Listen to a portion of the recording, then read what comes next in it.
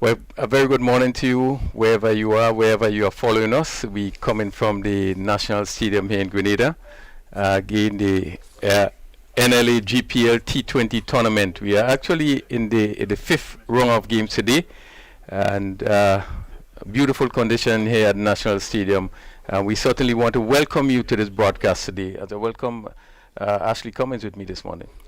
Good morning to you, Crony, and good morning to you wherever you are listening to this broadcast. It's a beautiful day here at the National Stadium in Grenada, in St. George's here, and also it was mentioned that we may have some light showers, but I'm keeping my fingers very crossed. It's lovely, bright sunshine here at the National Stadium, and it's just good for cricket this morning, Crony. Yes, certainly, and we're fortunate the fact that even though we have some light shower, we the feel is such that we need not to worry too much about even though the rain comes, it's just a time, but it dries very quickly, so we can boast about that this morning. As we prepare to start today, we're going to go down to the toss quickly and just to have the toss for today's games just before we begin. We're pitch side for the toss in match number 5 of the NLA GPL T20. St. George's versus St. John. It is a Southwest derby here at the NLA GPL T20.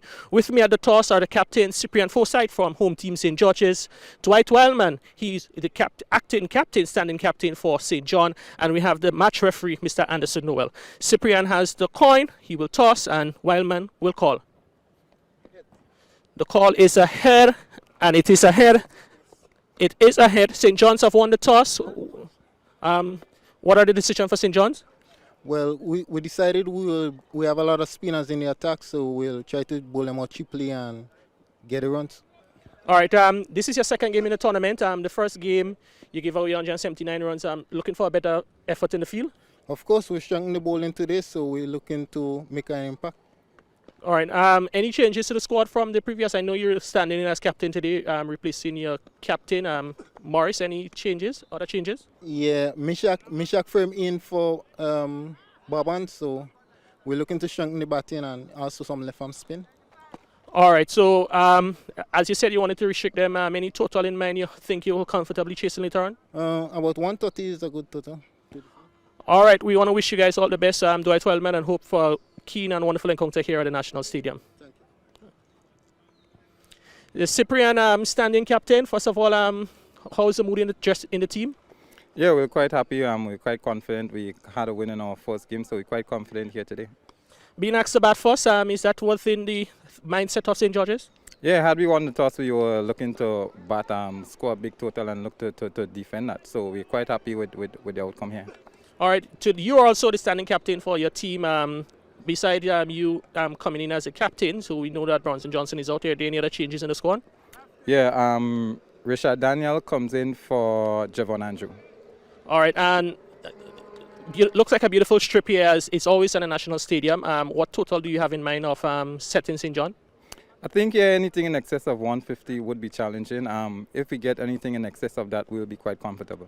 All right, well, Cyprian, we guys want to wish St. George's all the best in the this match. We know you guys won the first match. St. John would have lost, so it should be an exciting encounter here at the National Stadium. So again, the news from the middle: St. John's have won the toss and they've asked St. George's to bat. Don't go yet. Andy. And St. George's would have lost the toss. Ashley, St. John's winning the toss and taking the decision to bowl first. What's your thought? Well, I think I'm looking at the pitch outside there, and based on what the match report had said, it seemed to be a good wicket to bowl on first, and winning the toss. I guess they have the bowling to back what they are doing. So let's see what we just roll out.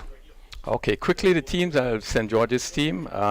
Captain is Cyprian Forsyth, Chad Charles, Tyrone Charles, Kem Charles, Richard Daniel, Nicholas Redhead, Cyprian Forsyth the captain, Johan Jeremiah, Javed Hazard, Daryl Cyrus, Javed St. Paul, and Akim Alexis. St. George's team, and opening the batting today would be Johan Jeremiah and Akim Alexis. Well, the St. John team come from Dwight Wildman, the captain,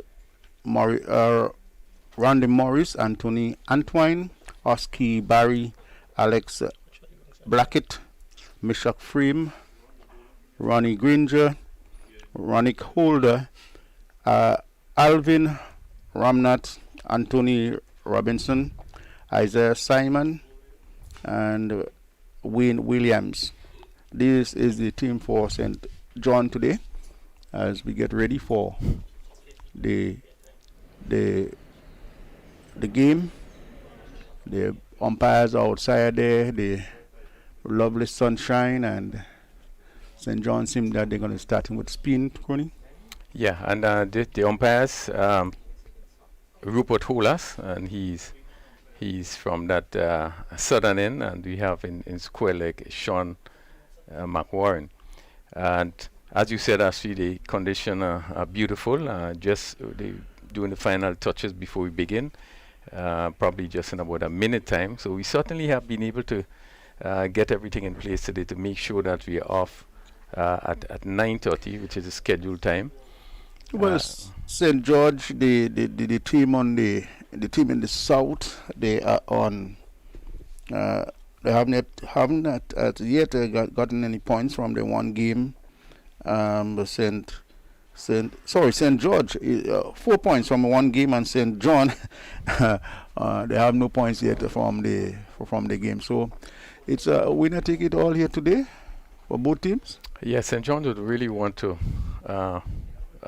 begin by picking up the first points against St. George's. St. George's having defeated St. Patrick's, and St. John's lost to St. Andrews. So they would want to turn things around today.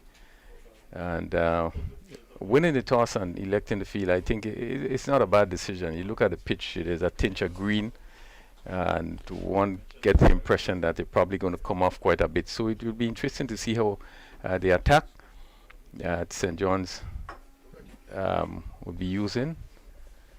As you said, it seems as though Johan Jeremiah going to take first strike, and he's going to face up to the spin. Johan is no stranger to that kind of attack. Oski Barry is the one going to start the bowling for St. John, and he's going to bowl from the River Road end, I call it. Yeah, it's all the southern end, River Road end. Yeah.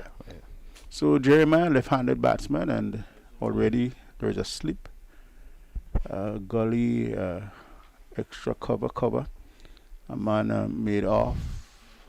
A man in a whitish fine leg area, and umpires are now making the signal. Seems that all is ready. So Barry is going to bowl to Barry, first delivery to Johan Jeremiah. One that is outside the off stump. Jeremiah seems just to get in the feel of the pitch, and it's a dot ball.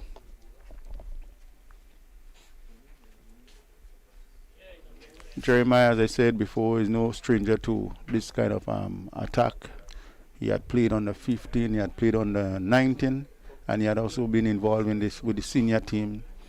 With the senior team, I've been playing quite a lot of cricket outside in Barbados, so I don't think that his spin attack would not be any stranger to him. Yes, he's very experienced. One of the young talented players we have, and certainly because of the schooling, I probably haven't gone as far with the Volcanoes, but he is a very good player. He just run this one down there, and there is no run. 2 deliveries, ball. Interesting that St. John was started with spin. Certainly, actually, you look back and we see what happened last night. One sense now that spin is becoming an important tool even in the T20 games today. One of the main menu comes in. Johan not timing quite the way he wanted, but getting 6 runs. A lovely shot indeed. He went after it and getting it out of the ground, and 6 runs. So St. George's, they begin the score 6. Johan is on 6. Yeah, short delivery bowled by Barry, and that it was given the full treatment. Jeremiah had, all the time to come back and hit it over a deep mid wicket, and it went for 6. This time he's just playing this one in front of him, and Barry coming back well.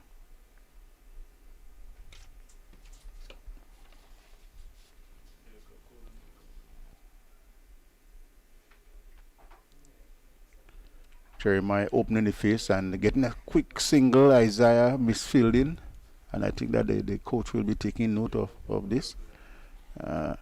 Rushing into the ball and missing it. It's a single, 1 more to the score.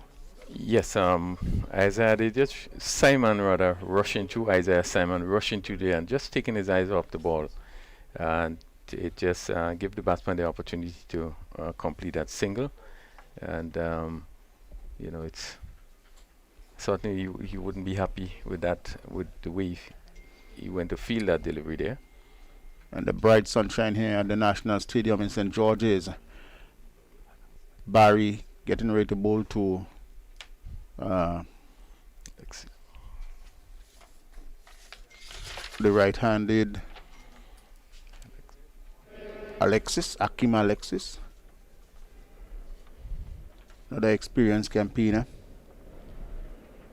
in local cricket. He played this one out. In front of him, for the captain for St. John Fields, is the end of the first over. And the score is 7 without lost. Yeah, first over being bowled by Barry. Nothing too much, just trying to put the ball there and thereabout. One short delivery that was beautifully struck by Jeremiah for 6. And we saw that misfield just in a short third man region. And Jeremiah picking up another single. 7 without loss after the first over. And wicket pitches seem to be playing pretty well and not much turn. The ball is new, so one expect that the ball is going to come to quite a bit. But first over, and we're now going to see There's the captain, Wildman. Wildman coming from this northern end. Dwight Wildman, campaigner who had played throughout the country and have played some cricket for a long time for St. John's. He had played a number of small competitions, and he's going to be bowling to Jeremiah. Pushing in front of him, and quick response from Akim, so it's 1 more to Jeremiah. Jeremiah moves to 8, and the score on to 8 for a loss of no wicket. Akim Alexis now taking his guard, and St. George's will have in mind to get a good start here, a good platform, so they could launch on later on. Yes, important. They will want to build a good platform. In 2020 games, one of the things you would not want to lose wickets very early. The power play, you want to make sure that you have a good start, and certainly lose as less wicket as possible. Wildman on his way to Alexis. Shot. Asking for it. Long chase. Would he get there? Well, it's a good bit of fielding there from that man down there. We'll get to him in a little while. So it's 1 run to Akim. Akim getting up the mark. It's 4 now. The umpire now signal it's 4. It's a ball that was asking for it, Crony. Yeah, very short ball, bad delivery, and really deserved the treatment. I don't think Alexis would have get it from the middle or get hold of it as he wanted, as it went bouncing down to that cover boundary, but just was able to cross the rope for 4. Alexis walking this one off the pads. of the pad, and one more to the total and to 13 for the loss of no wicket.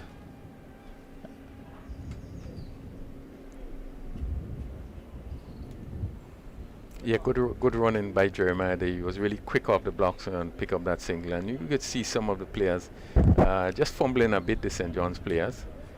At another easy single as the left-handed Jeremiah comes into strike. Jeremiah hitting over the top. That's gonna go. Let's see, gonna run close to the boundary. A little bit of slowing up there. A lot of long chase there for the from the fieldsman, and the batsman only able to cross for 2. Crony, I thought it could have been 3 runs there, but yeah, bad running there. Again, ball over pitch and just seemed not coming through as Jeremiah was looking to hit through the covers, and he got it over cover. And because it was not timed properly, it really went down slowly down to the boundary, and they picked up 2 really, and should have been 3 runs there. I think they would be a little bit disappointed not to pick up 3 runs there. short. And that's one more to Jeremiah. He moves to 11 and the score onto 16 for no wicket. We are in the second over. And so far, so good for St. George's. Yeah, both players are looking pretty comfortable there. The bowlers are just being a bit on the short side, so it really gave the batsman the opportunity to make full use of those short deliveries.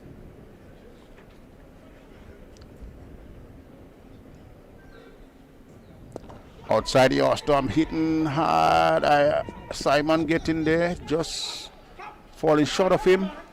And it's another one to Alexis, just miscuing a little bit, Dave Cody. Yeah, the ball is not really coming onto the bat, and as I said before, I think bowling on the wicket, I think is not a bad decision. And again, we are seeing a batsman, they're looking to hit over the top. But again, seemingly playing a bit too early. It went in the air, and Simon, who's at mid-off, had to run back, but was not able to get under it. So again, miscued shot there played by Alexis. So at the end of 2 overs, Jeremiah on 11, Alexis is on 6, and the score 17 for the loss of no wicket. St. George's put into bat by St. John. Barry's going to continue.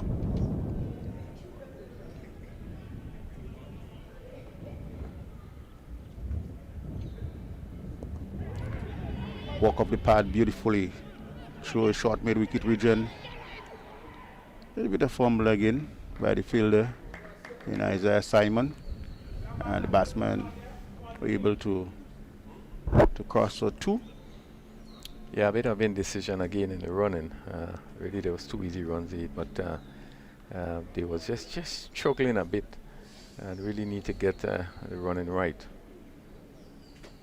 Barry bowls very much circumspect is Alexis, and there is no run.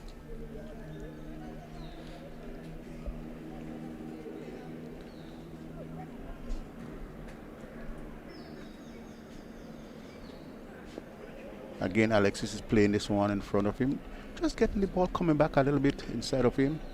Yeah, well, that's a better length. This is where you want to be pitching, and you have to defend both that delivery.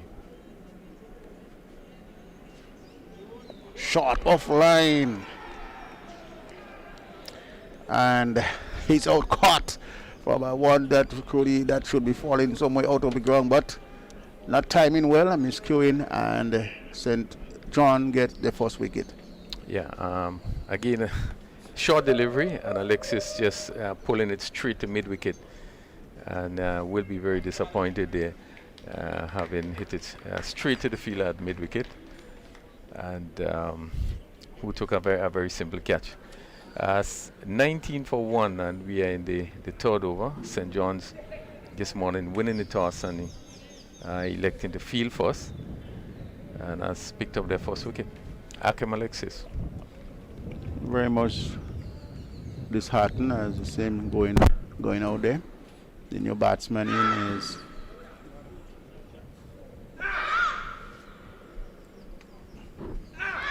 Chad Charles. Chad Charles, the new batsman out. They joining Johan Jeremiah, St. George, 19 for 1. And third over.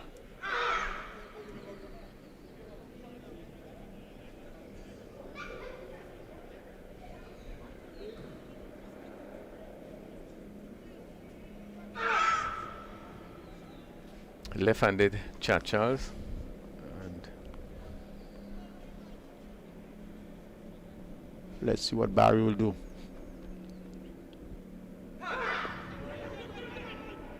Again, just bowling there and then, just around that area. The batsman was able to just play it out in front of him, and there is no run. St. John getting the early breakthrough. Always good for cricket. Oh, and that's a lovely shot. It's going to go into the boundary now. Lovely shot from Chad Charles. So really good timing there. And getting it across the boundary rope for 4. And he's off the mark. It's 23 for 1. yeah, good confident shot by Charles. It was a full toss, and he just clipped it over a mid-wicket area, and that went down to the boundary for 4. A good positive start. 23 for 1 after 3 overs. Barry there picking up that important wicket of Akim Alexis. Alexis would have scored 40 odd in the first game that he played. Played pretty well. That's against St. Patrick's. But today, again, the difference, actually, with his spin opening, yeah, certainly would have put him on a little bit more pressure. He was not as fluent, and getting a short delivery, he did make use of it and hit it straight to the field at mid wicket, and lost his wicket. So Captain Wildman making the change immediately, bringing on Anthony Robertson as another left arm spin outside the off stump, and Jeremiah has nothing at all to do with it.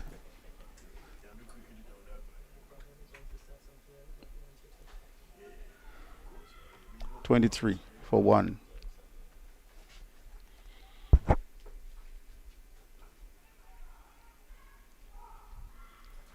Shot on the back foot from Jeremiah.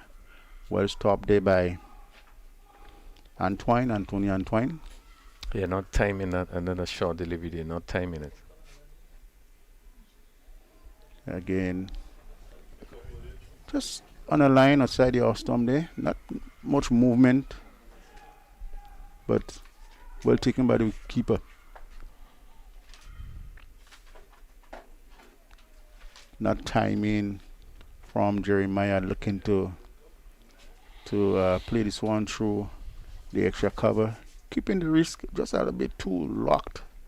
Just have to open the wrist a little bit and not hitting the ball, almost ponging the ball in front of him, and there is no run. So far, Robertson been doing what the captain had asked of him. Keep it tight. Yeah, just having a bit of difficulty in the timing there. His Jeremiah. Yeah, the ball is not really coming on, and certainly it means you'll have to spend more time to play that ball. But he have been looking to cut some shortish deliveries, and just seem to be mistiming. A little bit of good cricket there. Just touch it, and Chad responded quickly. And it's another run to Jeremiah. He moved.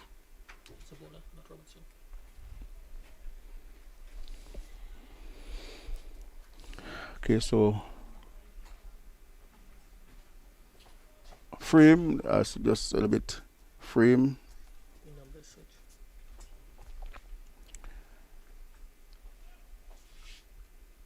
Frame is the bowler. I was saying Robertson, but it seemed that they had switched the numbers. So Johan Jeremiah getting one that is outside of the off stump, and it's the end of the over. And at the end of the over, it is 24 for 1. Yeah, a very quiet over bowl there, and we saw a number of shortish delivery outside the off stump, and the batsman Jeremiah looking to cut, haven't been able to get bat on ball. Was able to push the ball down to short third man, and he picked up a single, but not a bad over, ball there. His first over is frame, and yeah, he just considered 1 run in that over. So it's another dose of the spin from St. John, Isaiah Simon. He is one of the players that I know had represented Grenada in the Winners Under 19 tournament out there in Dominica, just 2019. He also played under 15 representing Grenada. So another young man with some experience. And as we getting close to the end of the first power play, he is going to take the attack for St. John. 24 for 1, St. George, after being asked to bat. Yeah, and Simon come in the right arm around the wicket. He's bowled a slip backward point cover, a square cover on a mid-off on the offside. What a shot! This one raced across the field from Jeremiah. It's 4 more to him. It's 24 for the loss. For he lost over 1 wicket. Jeremiah moves to 16 and looking quite comfortable outside the crony. Confidence is growing. Yeah, short delivery, and it was well played past the backward point. Who dived to his left, but was not able to stop it as it went quickly down to backward point boundary for 4. 28 for 1, and Jeremiah is looking more and more comfortable as he stays long at the crease. This time he on the front foot and just playing it back to the bowler who fields, and there is no run.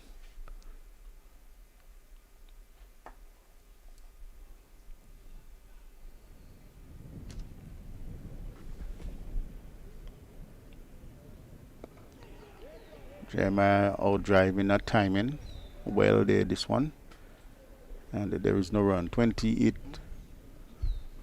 for 1.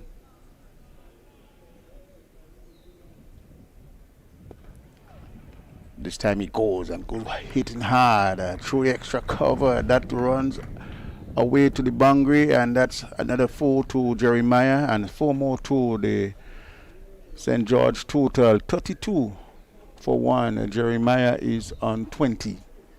Yeah, very good shot by Jeremiah. Again, over pitch, and he have been looking to play this drive on numerous occasions, not being able to time it, but this one he hit it sweetly. They went through the covers for 4. Again, he's really beginning to look really, really good. It's a beautiful shot play there. Well, the captain and bowler did agree that they're going to push the man right back on the boundary, seeing the intention of Jeremiah as Simon bowls. This time, they allow it to go through to the wicketkeeper, and no run.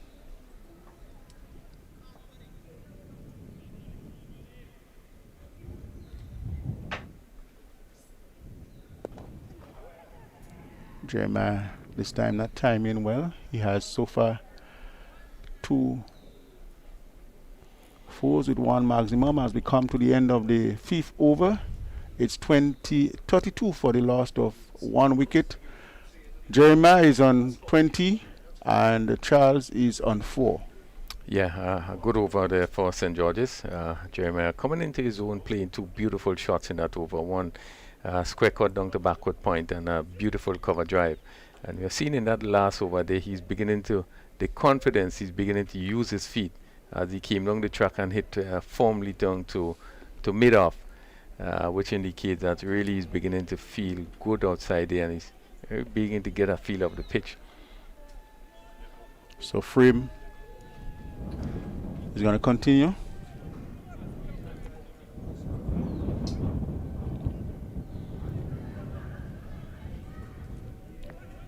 left armer. Bowling over the wicket.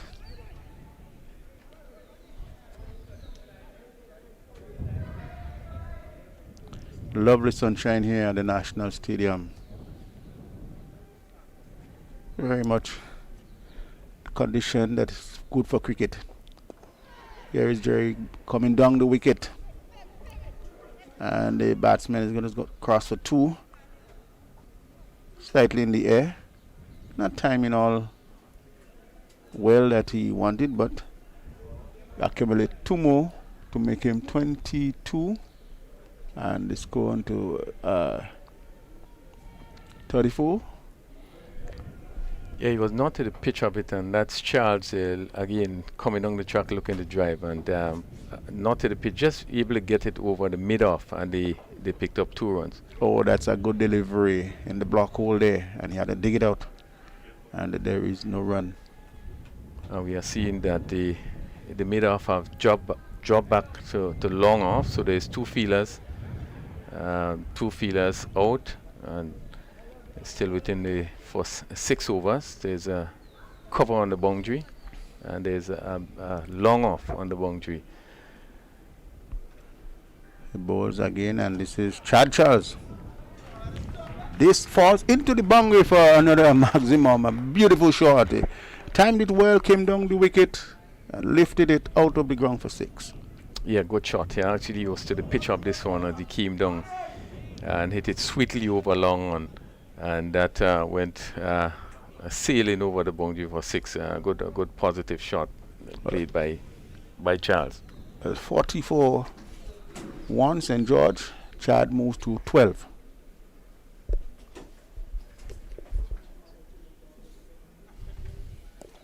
Again hitting this one in the air, not timing well, but they're going to go back out of square.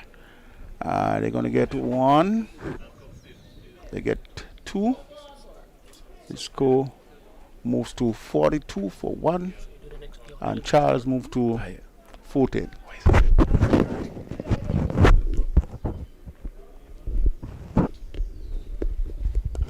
Hitting it again. Airborne, Simon falling back, but this is going to go into the boundary for a maximum. That's another 6. A good hit in there from Charles.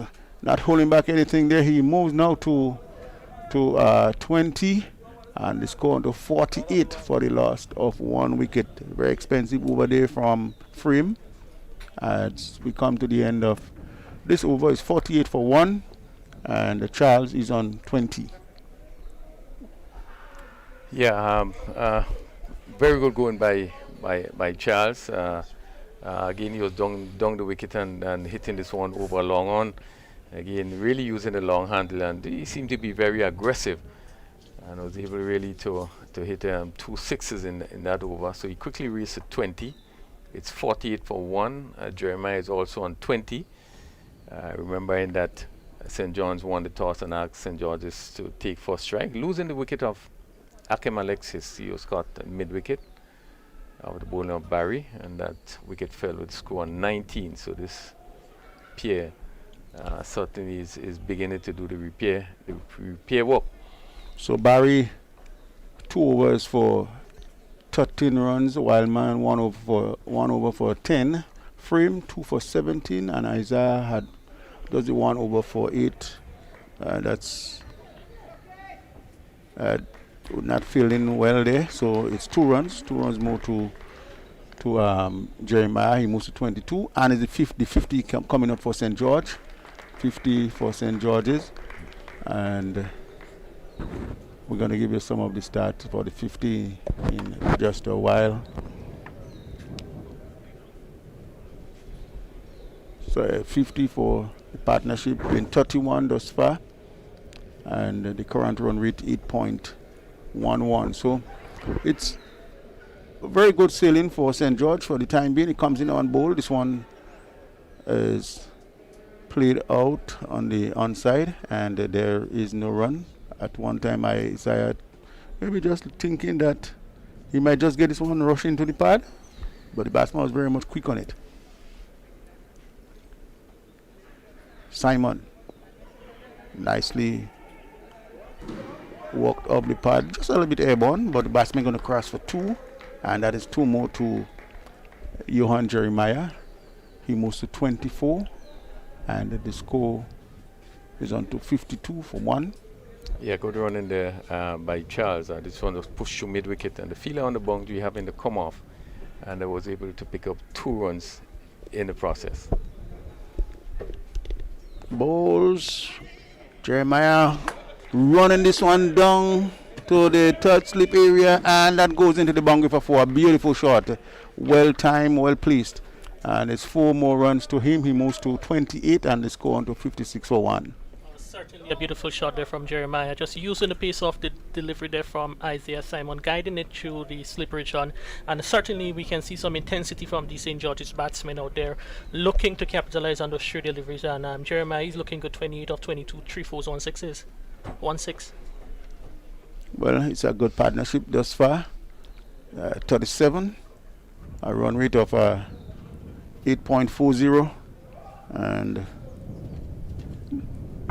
it's just too early to have a projected score for St. George, but I guess they're looking for 180. Well, I think anything upwards of 150, 160 on this wicket should be a competitive total. Isaiah Bowles and Jeremiah looking for. Yeah, I think That's Chad looking to. that's Jeremiah. Jeremiah looking Yeah. to play it off the pad and not connecting. I think he actually got hit on the helmet. He went through the shot a bit quicker. Simon, he held that one back a little bit, and the slow delivery just looped on hitting Jeremiah on the helmet, and quite. Yes, look, he get it on the helmet there.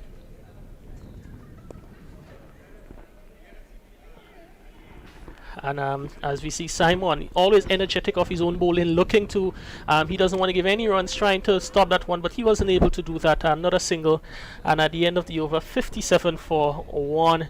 And St. George is certainly in the ascendancy here after 7 overs, as we welcome in the voice of Pastor Stevenson Warm to join the comments team. St. George's being asked to bat first, 57 for 1. Jeremiah 29, Charles 20. Certainly a good start and laying foundation for what can be certainly a competitive total later on this evening to set St. John's. Pastor Warm. Morning, Kerry. Morning to you. Nice, glorious day this. Sun has come out with all its glory, setting the stage for what should be a very, very good contest here. Good outfield. We did, in fact, we have noticed quite a number of sandy patches. The ground staff was in fact here yesterday working assiduously, trying to get the ground to match worthiness, and so far so good. Oh yes, and I think we see some wonderful conditions here, and it's always good when the players can get these top conditions in the country to play on, and the tournament being hosted here at the National Stadium, it certainly goes well for the development of these players. Change of bowling from the northern Darbo end.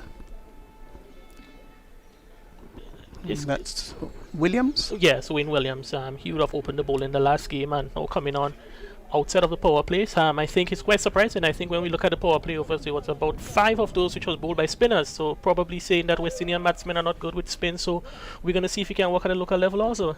Yeah, there's been a real transformation in the 2020 overs, and also in white ball cricket too, where very much in contrast to what tradition says, just tucked nicely behind square and gets a comfortable single. So these two would have to just restore things for St. George's a bit. In Jeremiah and Charles, they've both done very well so far. Jeremiah 30 and Charles 21. So the run rate is 8.05, which is pretty good. Yeah, and I think those two former national youth players for Grenada, they're certainly looking to continue their strong position that they're in at the moment, and they look quite a good pair outside there in the batting. As you see, they pick up another single. Running has been quite good between the wicket between these players. The two left-handers, they're certainly on top at the moment. Yes, the other admirable thing about the batting so far is the fact that they've been trying to rotate, turn the strike over. There've been the big booming shots, yes, particularly by Charles, but it's when it's in the slot, that's when he's gone for it. But by and large, they've tickled and nudged and nurtled. There's an appeal for cut behind. The question is it dropped? Because the umpire hasn't signaled anything. The bowler looked frustrated, and I think it's a missed opportunity there for St. John. Chad Charles dropped down the leg side by us, Rondy Morris. Well, let's just look at it at the replay. Short delivery down the leg side, did get a glove onto it. And one of those cardinal errors by keepers, just too easy. And he dropped it. Yeah, I think the batsman too looking at that delivery on replay would feel disappointed. A bit Yeah. delivery short on the line of the leg stump, missed on the field line is on the 45, so an opportunity goes begging to pick up some runs. Sure, right.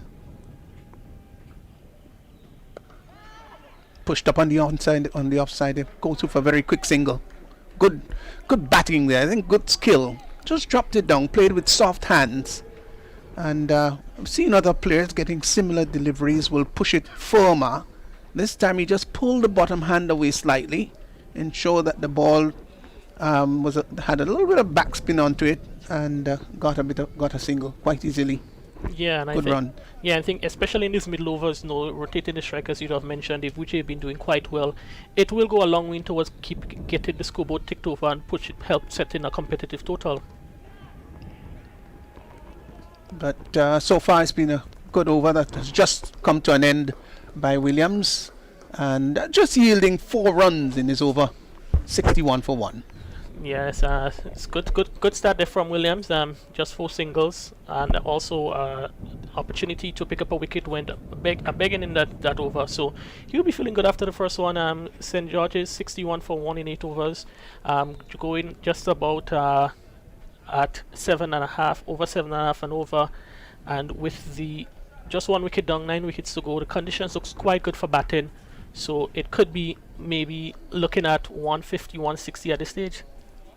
Yes, anything beyond the 160 mark, that is going to be a challenge for any team. Once you get up to 160 in 2020 cricket, you know that you got a chance in winning the game. That is always, to me, something of a metric total, 160. So Alvin Ramnott now brought him to the attack. Yeah, Ramnott is one of those veteran cricketers who has been around providing human services in Johns. Might be probably the oldest player on the field, but he certainly still loves his cricket. He's a tough competitor, and always relishes the opportunities for coming up against those younger stars, and certainly will be looking to pose some difficulties to the 2 left-handed batsmen for St. George's. And he shrugs off the first delivery. Absolutely unbelievable. Came forward and looking to push that up just on the offside. I think the ball came through a little quicker, Kerry, than anticipated, and he was bowled. Yes, Chad, not one of the batsmen who really fancies a slower delivery, and I think it's one of those dismissal really in the mindset that you're not too sure what you want to do, whether you want to come forward or not, but really missed opportunity there for scoring some big runs today from Chad Charles. Really a soft dismissal at the end of the day, really pushing, not really convincingly, and he goes bowled for 22. So St. George's 2 down, 61 for 2, and outstrides number 7, the standing captain Cyprian Forsyth. Good opportunity here for Forsyth, and another day he would have been up here in the commentary booth with us, Kerry. Yeah, I think tomorrow, well, I think they're playing tomorrow, so probably in the future matches we're going to hear his voice in the commentary booth, and he's one of those players. He's not still a youngster, still loves his cricket, very competitive individual, and acts the captain, the squad today in the absence of the regular captain Bronson Johnson, will be looking to relish the opportunity to probably first of all make a contribution with a bat and lead his team to what might be considered a competitive total. Johnson today. Yeah, Johnson just had a little niggle, so they didn't really want to force it, because it's still a lot of matches. They still have one more tomorrow, so they wait watching and see how it goes. Busy cricketer Ramnath, you can see him darting across to his left, and there is something about experience that overshadows youthful exuberance. Driven up to long off and would get a comfortable single there in Forsyth. Ball pitched up, didn't have to do very much, just got to the pitch of it and drove it up to long off. He's off the mark. Yeah. And as the dismissal of Chad brings in a right-hander to the wicket, so now you have a right-left-hand combination, which is going to see some changes in the field. Fielders have to move from side to side. Oh, he should have taken that. That came back very quickly indeed. His reflexes was, I must say, was pretty good. But quite frankly, you have to be top class in terms of catching ability to take that one. It was coming head high, straight back to him. Let's look at this on the replay. It was struck very hard indeed. And he's just about into his follow-through. Came back quickly, just wasn't able to grab it. I think it's one of those where if they stick, and that's what the best you can hope for. Appeal for caught behind, outside the off stump, just went straight on with the arm. So he is causing a bit of a problem here. Oh, certainly the senior statesman in the team is certainly troubling the batsman in the middle. In the air, down to long leg, bad cricket, really bad cricket. And it goes over the boundary line for 4. So much drama taking place as Robertson was coming across to his right. And yes, he couldn't make it into a catch, but quite frankly, he should have thought about saving maybe 3. The batsman would have cost for a single, but it went into the boundary for 4. And at the end of the over, 67 for 2. Yeah, I think it was one of those. He should have made up his mind whether he wanted to take the catch or not. He could not have got to the catch, so should have really gotten a wrong delivery and saved the runs. Poor effort there, and what spoiled in the end what was a very good over from Ramnot. 6 off his first over with the wicket of Chad Charles, and it's 9 overs, and St. John's would be not too keen with that effort there in the last delivery. Yeah, I won't be very happy about that at all. I think the platform is being set here with 9 overs gone, 11 overs remaining. I think most teams after 10 overs would want to get up to at least 80. You know, if you're 75, 80, that's all right. 2 wickets gone, decent platform. For the next 10, you want to think about getting 100. Yeah, and I think St. John's, they seem to be, at this stage, you can just have at least 4 fielders outside the circle, but they have 6 inside the circle, so they're looking to keep the pressure on as Forsyth chops, that's Jeremiah, chops one, wide delivery, chopped onto his stumps, and the pressure being exerted by St. John's is being rewarded with some wickets now. Jeremiah goes bowled by Wayne Williams for 32, and St. John's, they gets another scalp. St. George is 67 for 3. Whoa. Well, the ball was a little closer to him, I would think, than expected. He probably should have just eased onto the back foot and played the ball defensively out in front of him. But you can see him looking to just pull away a little bit. And in the process, the ball took the inside edge of the bat and went back onto the stump. So he's no doubt disappointed, walks back rather disconsolately. But St. John's have struck. I think they're right back into this game. Oh yes, certainly. Those wickets there, back-to-back wickets of Charles and Jeremiah, will do really well for the guys outside there. And it's now all about consolidating for the next few overs by the batsmen. As you see, Javed Hazard, he joins his captain Cyprian Forsyth in the middle. So they would have to really be sort of patient and watchful for the next few overs to keep, as we said, wickets in hand, so that they can have a swing towards the end of the innings. I think Jeremiah would be very, very upset with himself. Soft dismissal. Williams was absolutely elated. St. John's, they're happy with this. The total is 67 for 3 into the 10th over.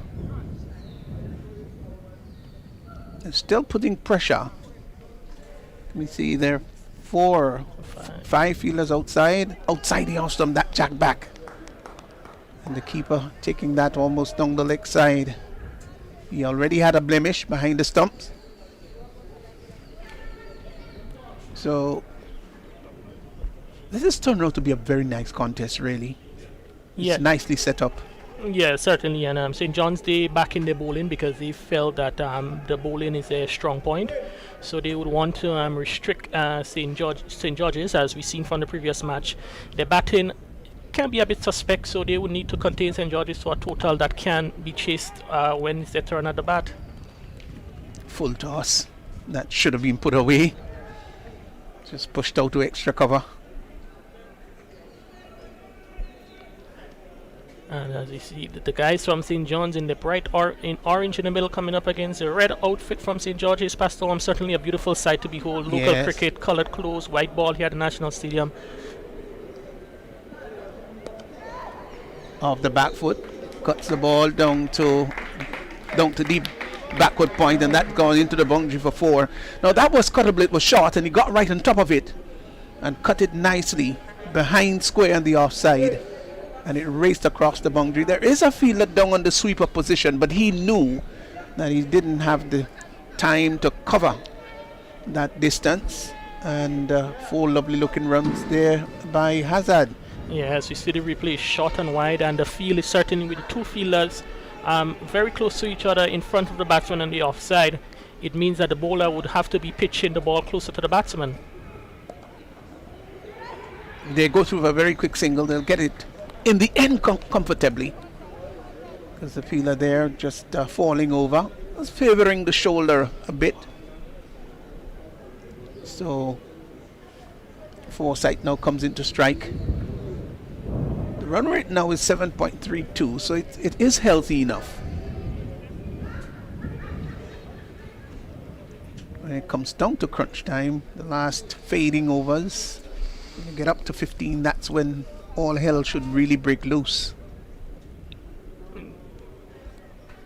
Doesn't sound like a cricket term I should use at all. Sounds rather violent. Yeah, as we say, it's a slog overs. Those 16 to 14 overs is when the batsmen look to express themselves. But it all depends whether you have wickets in hand that you can really go helter-skelter at the end. Just wondered though, you have down on the Isaiah Simon, who's down on the long off boundary. Over comes to an end. 10 overs gone. That's right in the middle. And at the end of 10 is 73 for 3. I think you've got to be very selective as to your fielders where you do have them. Yeah. I'd love to see taller fielders on the boundary. And also, I think Isaiah Simon is one of those fielders who are very good close to the bat. You know, he's like live wire in the region, backward point, extra cover. So you'd want to see him in the middle of the action, and placing him. I think we can be generous if we say he's 5'5", 5'6", and that fielder there on the long off boundary doesn't take much to beat him on the boundary. So I think he might be better served closer to the bat for St. John's, where he's much live wire in those positions. Yeah, those are salient things that you've got to look at where you place your fielders. Key fielders must be placed in key positions. And as we see, he takes up a position in backward point to the bowling of Ramnot. There's an appeal for caught behind. Not out, says the umpire. Yeah, I think that the keeper was just a bit too excited on that instance. You see, the bowler wasn't really enthused. Neither was the most important person outside the umpire holders. So just another dot delivery in the scorebook or the computer of the score. But Ramnath has really come on very well, has just sprung a little bit more life into this St. John's team. And that's what experience is all about. You could see it in the body language. There's a sense of commitment and also a sense of confidence.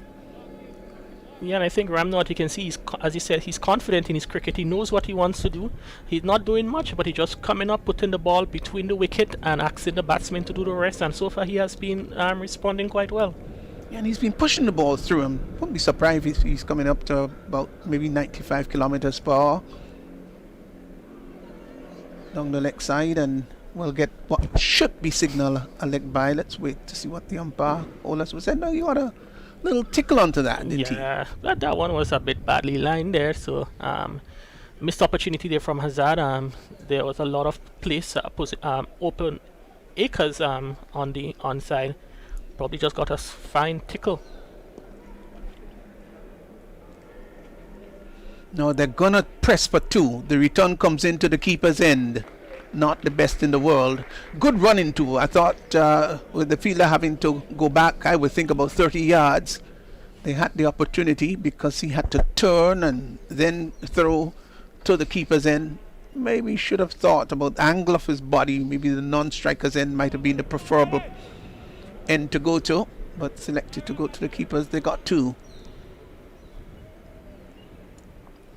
And I think it's important that you run those runs hard here at the National Stadium. It's a big field.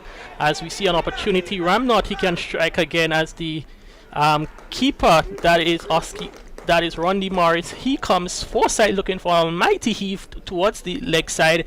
He gets a top edge, skied, and the keeper comes around, completes the catch. And it's the old man, Alvin Ramnot, strikes again. Cyprian Forsyth goes for 9, and St. George's, they're in a tetanus position at the moment, 77 for 4 after 11. Yes, I think it's fair to say they're beginning to totter here now at 77 for 4. I think Cyprian would deem himself, wouldn't say unlucky really. I thought it was a poor shot, really poor selection. And once it stayed up in the air so long, at least 5 fielders could have taken the catch. Yeah, as you're saying, that they could have gone outside, have a drink, come back, and still enough time to complete the catch. As we see Kem Charles, he strides in the middle to replace a Forsyth. So 11 overs down, 77 for 4. A bit of rebuilding work left to be done by the 2 batsmen out in the middle for St. George. As St. John's there enjoying the most recent passage of play. 3 wickets falling quite quickly. Yes, and then the batting team obviously will have to think about just redeeming themselves a little bit, trying to stay calm, stay cool. And this is going to be a very critical period, 77 for 4. And these 2 would have to do something restorative. Outside the off stump. Morris has not had the best day behind the stumps. He's already had a drop catch. And that one, if it had taken maybe the outside edge, you'd have dropped it. Yeah. He's got hard hands. That's what you can see. Well, he didn't. He was not the one who was the keeper for the first game. It was Stephen Francis, and we see Stephen Francis left on the bench today. So I think they said they went to strengthen their bowling by giving the gloves to Barry. Cuts down to 3rd man and will go into the boundary for 4. Pastor Wam, if you look at those 2 deliveries, you wonder what bowlers think. The first delivery, he pitched it up a bit, caught the batsman driving, he was beaten. This one, he decided to shorten the length, offer him a little bit width, and as similar to the previous over, just guided between the vacant backward point region for 4. I'm also concerned though about that fielder down on the sweeper position. Just didn't seem to have any energy or desire. They've changed him now and would bring him up into the circle. 3rd man is a little bit on the straighter side. So that's 2 boundaries that went in that vicinity over the last couple of overs. So they're sort of plugging that. I'm still surprised that he's on the straighter side though. Slower delivery. It's down to long off, and the ever-present left-handed Simon is there. Batsman had time to cross for 1. Yeah, he's in the middle of the action. The ball, as we say, seems to be following him wherever he's in the field. That he's one of those electromagnet, the ball he's coming to. So, but I think that position we're talking about there, Simon can be doing much better justice for his team in that backward point position at the moment.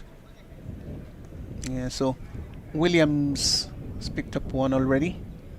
Looking for his 2nd one outside the off stump, and that's right. You just did in fact make the observation with him dropping the delivery shot outside the off stump, cut away a couple of times.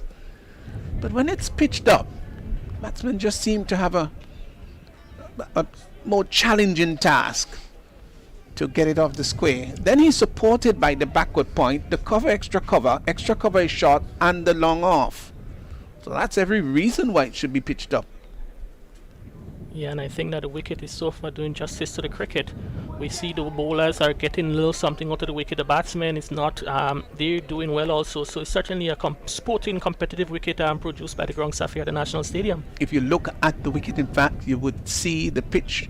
There are tinges of green, and every bowling team would want to see that. Love to see something green, which would offer some measure of support to the bowlers. Yeah, and talking about the green nature of the wicket, you would have seen much more cricket here than I have. But in recent times, I think this is the most grass I've seen on the wicket here at the National Stadium, which is quite good. Good for cricket, really is. Clicked nicely through mid-wicket. Now they've got runs here. They should get 2. They will come back for the second. The return comes in to the keeper. 1 bounce, just pushed him back a bit, and they get 2. Nice clip, just turned it neatly using the pace of it and clipping it through mid-wicket. And so 12 overs gone. They're 8 remaining, 84 for 4, and they're going at exactly 7 runs per over. Yeah, 7 at that rate. We will continue to 140 runs, and I think they would want to probably get maybe about 15 or 20 more from what is a par at this stage. As we know, St. John's, certainly bowling is a strength, so they too would be looking to see if they can keep St. George's under that projected 140 at the moment, because anything of 140, 150 can be a difficult proposition for the St. John outfit. As we see Ramnot about to begin his 3rd over, previously 2 for 10. Yeah, he's bowled well, really well, with great maturity and skill. Opportunity here for this pair at the crease in Hazard and Charles to bring a bit of redemption for St. George's. Coming forward, driving up to long on is Hazard, the Ambler single. Yeah, I think he probably got all inside of the wicket, and at the last moment he decided to play it towards the mid-on position. I think he was maybe aiming for more offside, but the ball dipped in at him at the last moment, so it looked a bit comical. But at the end of the day, one more run to Hazard, 1 more run to St. George's. Ramnath is quick through the air. He's bowling flat and quick. Wrapped on the pad of the P for leg before. Not given out. Paholas. Yeah, I think probably if we see the replay from that one, I think from my position, I think he probably would have gotten struck maybe. That one looked close. That one looked certainly close. No wonder the keeper and everybody was going up in appeal. Clip down to long on, will get a single. Yes, it looked close. Maybe the umpire felt it was going slightly down the leg side. Yeah, I think that can't fault the umpire for that. I think that too probably was in the thought. Might probably hit just about the middle and leg stump, and the trajectory of the bowling from Ramnot probably might have just carried it down the leg side. But it was certainly a good shot there from the St. John's outfit. Yes, very much. I just love the skill of Ramnath here. He's very thoughtful. Oh, no ball, Ramnot. As the fielder, Hazard guides it behind the hands of the fielder there at a second slip. So it's a cardinal sin committed by a spinner. He's been bowling quite well, and that no ball would certainly not be what was required now by his team, as Kem Charles can literally wind up and try to hit the ball as far as he can. Right, it's a free hit, they call it. So the field cannot be changed, and he won't be dismissed with this ball except he's run out. Comes down the track, hits that down to mid-wicket. Didn't go very far. They come back for the second. They've got to hurry. The return comes in. And not gathered well by the bowler. Backing up. They get 2. For a moment, you thought that hit would have gone much further than that. Yeah, it just dropped literally on the 30-yard circle, and it just dropped, and it stayed right there, you know.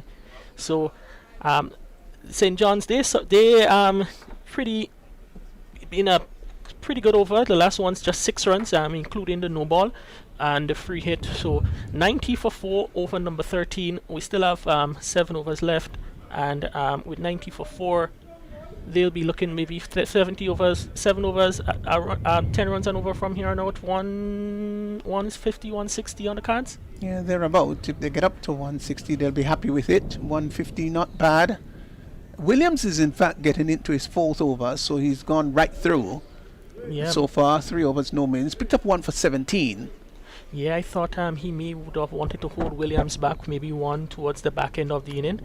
He's bowling out now, so it means that the likes of Oski Barry and Wildman would be probably charged with those important overs at the end of the inning, which we wait to see what they may transpire. But I think I was thinking Williams might be held back for 1 more. Well, they tell you that if it's working, don't fix it. So as far as they're concerned, it's working. 3 overs for 18. That's pretty good. Just over 5 runs per over, thereabouts. So I think by and large he's done what he should do so far for his team. Kerry, did I get my math right there? Yeah, it's just over 5, probably closer to 6, but it's over 5, so you're correct. Thank you so much. It scares me when it comes to mathematical details. Yeah. Terrible at it. Still, I'm terrible at But it. I'm sure one of the aspects of maths you probably not terrible at is the concept of money counting. I would agree with that. Don't suggest that I'm greedy for filthy lucre, though. Oh, that's an excellent shot there from Hazard. Probably more flamboyant than it actually paid out to be, but they were able to get 2 runs afield on the boundary. He had a bit of running in to do. I think that is Mishak Frame. 2 runs, and Master, as we are talking about the allocation of players, you have such a heavy set player in one of those busy areas. You thought you Yes. might have one of those flitter foot players, might have attacked the ball quicker and probably kept them to 1 run.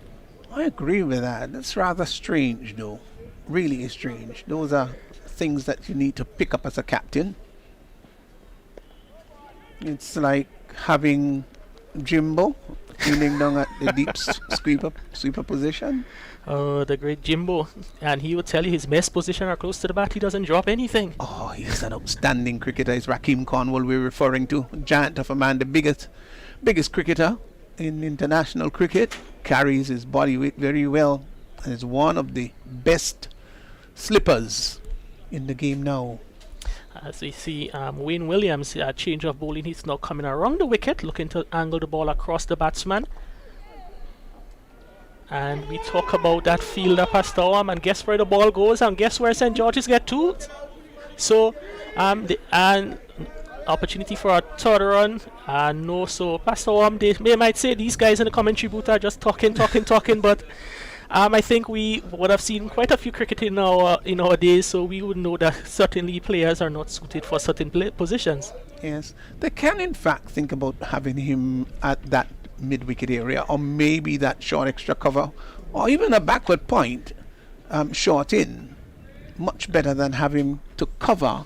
I would think 120 yards, if you're really looking at it in terms of acreage, and certainly not the right player to be in the spot. Driven up to long off, and we get a comfortable single.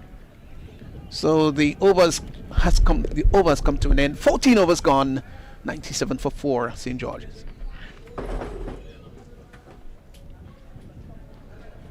From all indication, we will in fact have a good day of cricket.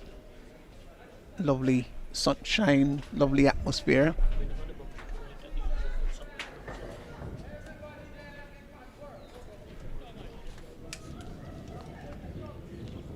Kerry Frank has just left us in the commentary booth and should be having an interview or so coming up shortly.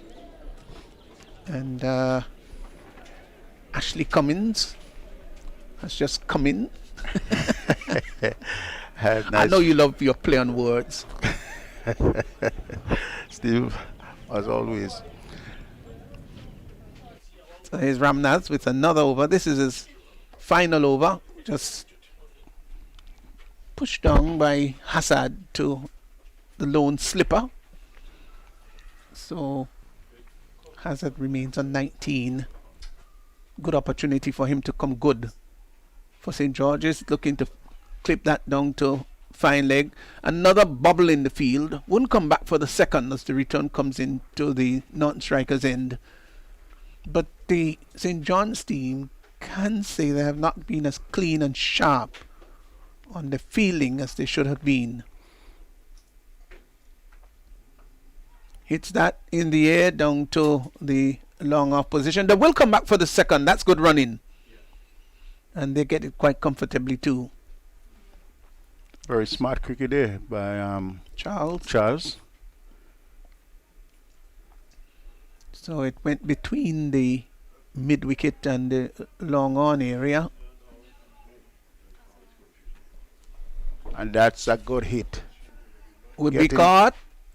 Drop. Yes, drop down at the deep mid wicket position. Frame. Not Well- going across in. Well, got his hand in fact, and dropped the catch.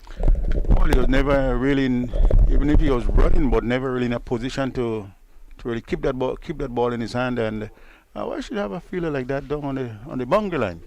So actually, the 100 has come up. We almost missed that. We did in fact miss it. Now 101 for 4. So one landmark has come up. They certainly want to push on to that. They need another 40, 50. Definitely so. Hit down to the deep mid-wicket boundary. And they will come back for the second. The return comes in. This is bad cricket. It really is poor cricket by St. John's. Frame is down on that deep backward square boundary, and we can't really understand that. It just doesn't make a lot of sense. He is not the most fleet-footed person on the field, so why have him down on the deep backward square boundary or down on the sweeper boundary? I don't know the reason for it. Now he's at short fine leg. Well, it's good that the common sense did prevail, that they are pulling out from that area. Sometimes the ball can go ball such, you know.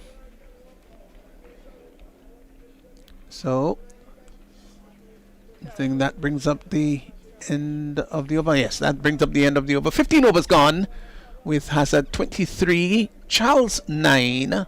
The run rate now is 6.93. They've put on 27 so far, and both bowlers have come up with their 4 overs. Ramnath, he's bowled very well. 4 overs, no maidens. He's picked up 2 for 23.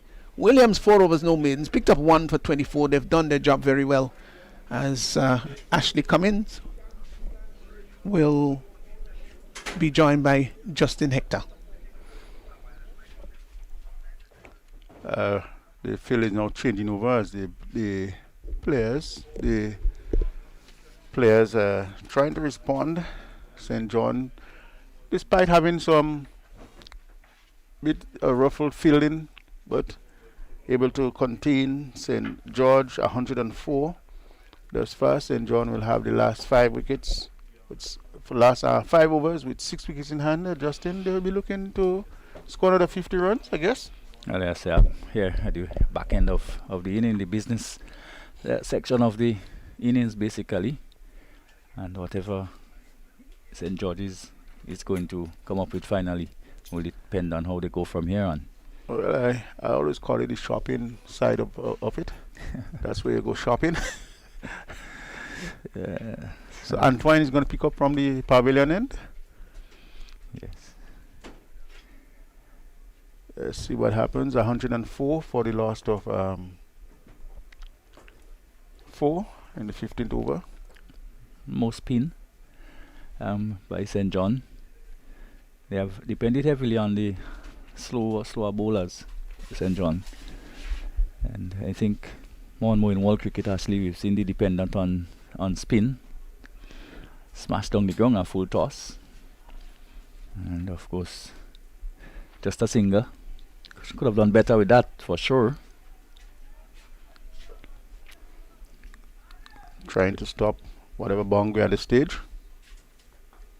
Again,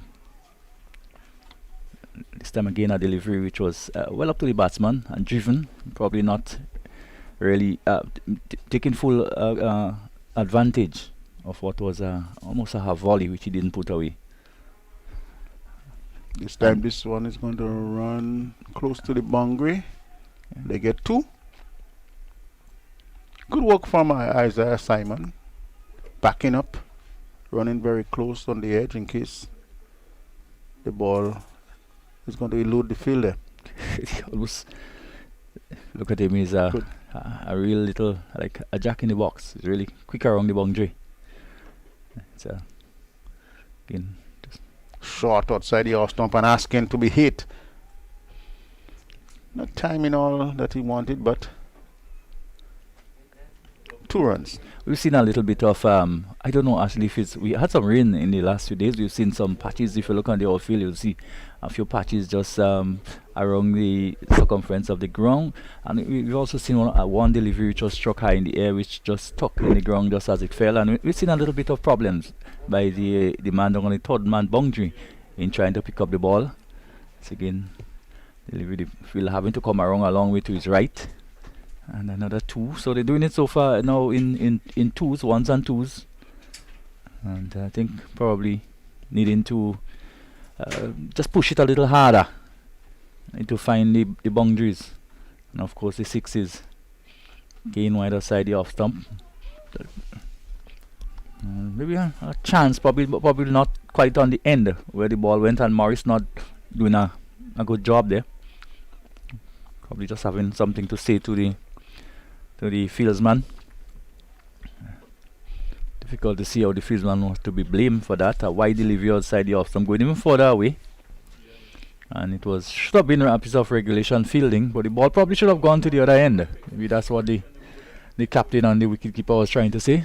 But at the end of that over, Ashley, the end of it, it's the score. Let's just say Hazard is on 24. Is that what we're seeing here? Yeah. So Antoine 1 over, 9 runs coming off the over. So it's the type of over which St. George's will be looking more to do. We're just standing by us for interview very soon. So far 6 overs have been bowled, and St. George's have not lost a wicket. Yes. So it's Kerry, yeah. So we go down to the ground for an interview as Terry will be talking to one of the St. George's players. We're here on the boundary ropes with Chad Charles, one of the batsmen for St. George's. Chad, your team 111 after 16 overs. What do you think of the position at the moment? I think we're in a good position. If we could push on a bit, try to get about 150. I think that would be an excellent score to defend on this wicket. As we see another boundary there from Javed Hazard, so that pushes the score up to 115. You batted, you got some runs. What was the batting wicket conditions like? It's a good wicket, ball is coming on, a little extra bounce. I think our bowlers will do very well on this wicket. All we need to do is just get some runs on the board and go out there and defend our total. Certainly now we see Hazard, he's opening up a bit, another couple picked up there of the bowling of Ronick Holder, so 117. This tournament in the middle of a pandemic, how have you guys been preparing for the tournament, and what it's like playing here when cricket is probably the only game in town at the moment? Well, I know it's been tough times during the pandemic. Having this tournament was a good thing that the Cricket Association did to get us active again. So we're very grateful for this GPL. Hopefully we can do our best in this tournament. All the teams, I know they're looking to do their best, and we also want to do our best. And hopefully we can come out on top. And the most important thing we're trying to do is have fun and be active. In terms of the preparation, we know it has been a bit difficult issue for teams across the island in preparing, but what has been the preparation like from St. George's? We had preparation before the tournament. Not what we would want to have, but we've been having trainings. Good sessions with Murray and Leroy. They've been helping us to prepare for this tournament, and just to go out and execute what we practice and what we know. Yeah, when you look at the St. George's team, the composition, you have quite a few of the senior players in the team, the likes of Bronson Johnson and Cyprian Forsyth. They would have all been former national players. You yourself would have represented Grenada at the youth level. So the composition of the squad, what is it like, and do you enjoy going out there battle with these guys? Of course, it's always nice to compete, As you said, Bronson, Cyprian, myself, a few others, Nicholas. We've played cricket with each other for St. George's over the past few years, It's a very good bunch of guys to be around. You know, they always try to help us in any way they can, you know, and just support us in everything we do. All right, so it's your first knock in the tournament. We know in the first game you had a niggle, so you had to miss out. I'm quite excited to be playing today. Of course, always excited to play, you know, always excited. As I said, it was a good knock. I mean, I could have done a lot better, but hopefully the next game I can score some more runs. Finally, these matches are now being streamed. Quite excited of the prospect of the cricket being streamed, your batting performance being seen by your family, your loved ones here in Grenada and around the world. Oh, of course. Well, I didn't pay too much mind to it. I didn't even realize that I was streaming, to be honest. Just try to go out there, you know, watch the ball and just try to play the ball on its merit as much as possible. All right, so you said again 150, 160 is the score St. George's have in mind to defend later on? Yeah, 150, 160. But regardless, if we get 140, 150, doesn't matter. Whatever we get, we go out there and we'll defend it. All right, well, thank you very much, Chad, and all the best to St. George's, and I send you back up to the commentary booth. Yeah, and I think it's 124 for 4. And Chad, man who just spoke to, quite well. And they did express some sentiment, Ashley, about the joy and the feeling of cricket returning. And for the cricketers, it's been a stressful period. And also for the public. I mean, we are here, and the crowd, well, has to stay away. It's not really a nice thing, a nice feeling, even for the patrons, you know. Well, it's a game of glorious uncertainties, and one thing I know, the certainty is here that we are having cricket, and in lovely sunshine. Simon is back, and it's all good for cricket throughout the world. The players, the lovers, the followers, all of them, very much what everyone really likes. Of course, all around the world, cricket are almost being played, and again another chance by Morris. And he's been really awful. He's the captain, in fact, Morris, and he has nobody to blame but his. And really doesn't have good hands at all. And well, in fact, he's not a keeper. He's a spin bowler, and certainly. So it's been like that. Well, it's all happening outside today with Morris. Yeah. Third one he had dropped, and also I'm just missing a stumping. Yeah. So does not have good hands with the gloves, but he has good hands. Yeah.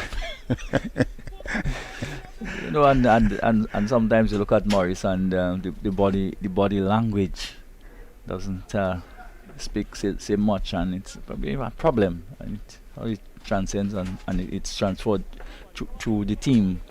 Looking at the captain, but we are in the 80th over. Shot, yes, and the fieldsman having to come a long way, and he wouldn't get there. He goes for 4 through the mid wicket area, through the square leg area.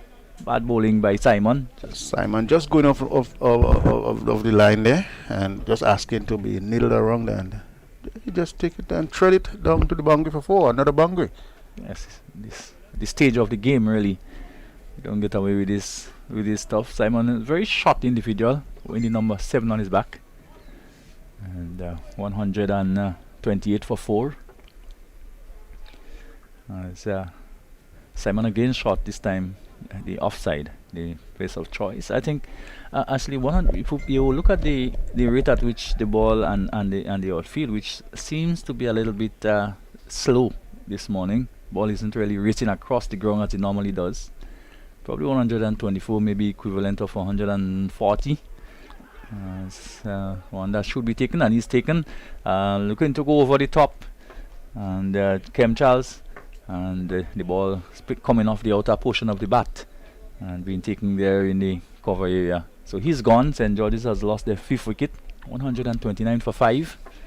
And it's important at this stage, actually, to continue to take wickets as far as the St. John team is concerned. That's how you slow the rates down.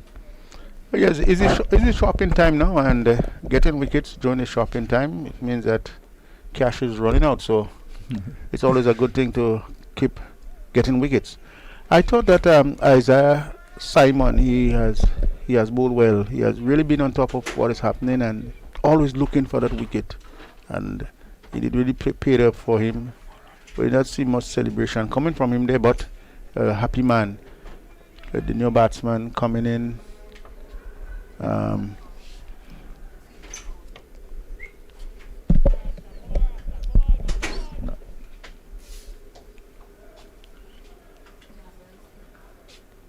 So that's St. Paul. St. Paul, yes. St. Paul. Jabal St. Paul. He can have a big hit at the ball, big heave at the ball. Already I have seen him not connecting well, but that's a man who likes to hit the ball. Jabal St. Paul, one of the fast bowlers to St. George. And he's off the mark. Success came for the bowler when he threw the ball up a little bit and asking the batsman to look up. 130 for 5. Yes, we're getting. It was just a couple. How many overs left? We're now over number 18. So there's 2 overs left. 130. Probably 150 on the card. Yeah. Yes, 20 runs and 2 overs. Yeah. We're going to be looking for it. It all depends on how well this batsman can really get over the boundary line. Let's see what happens. The big man in frame is Oski Barry. Barry comes back. Was wearing the number 15 shirt on his back, and his number look even a little bigger than those of the smaller smaller stature. Yes, well, he's a big man. Stretches the numbers a bit more, and well, the number 1 and the keeper back. But it says that he's not the number 1 in terms of the keeping. But we know he's the captain, so he's the number 1 anyway. Well, the sun continues to really blaze down here at the National Stadium. It's a hot day. And, just hit down towards long off as the fieldsman came off the boundary. So, giving away a single at this stage, actually, it would be quite acceptable by the fielding team. Yes, with a new batsman in the wicket. Always looking to get under the wicket when a new batsman comes in, just to slow the thing down and ensure that St. George don't reach 150. That is the plan of St. John. Hazard is on 39. And of course, St. Paul, who has just come in, he will take strike now from Oski, and he gets off the mark. And chase around by Wildman. And just fumbles it a bit. The batsman came back for 2. Seen a few fumbles. Well, there have been 15 of them. I've been counting them. About 15 of them so far. And not all that good for 2020 for this a game of cricket. This aspect of cricket. You got to be much cleaner on the field.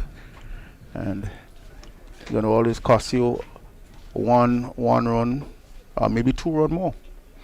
Barry was so far taking a wicket.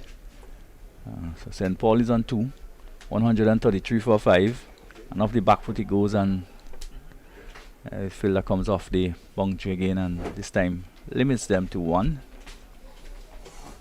So Well, in 19th over, when you're going to get in singles coming off balls, it's a very good thing for the fielding team. yes, certainly. St. George's at one time a slip probably looked like if they would have gone on to score in excess of 150, 160.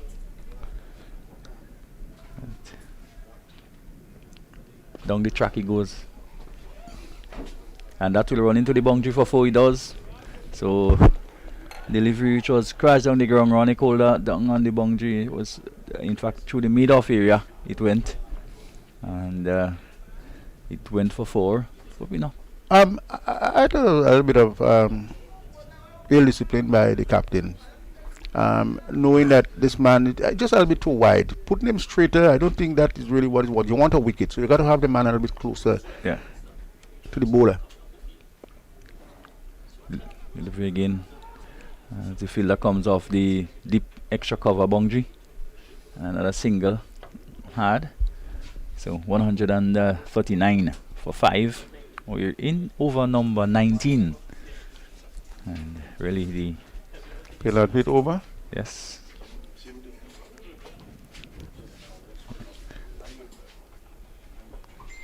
St. John just haven't really carried themselves too well in the field.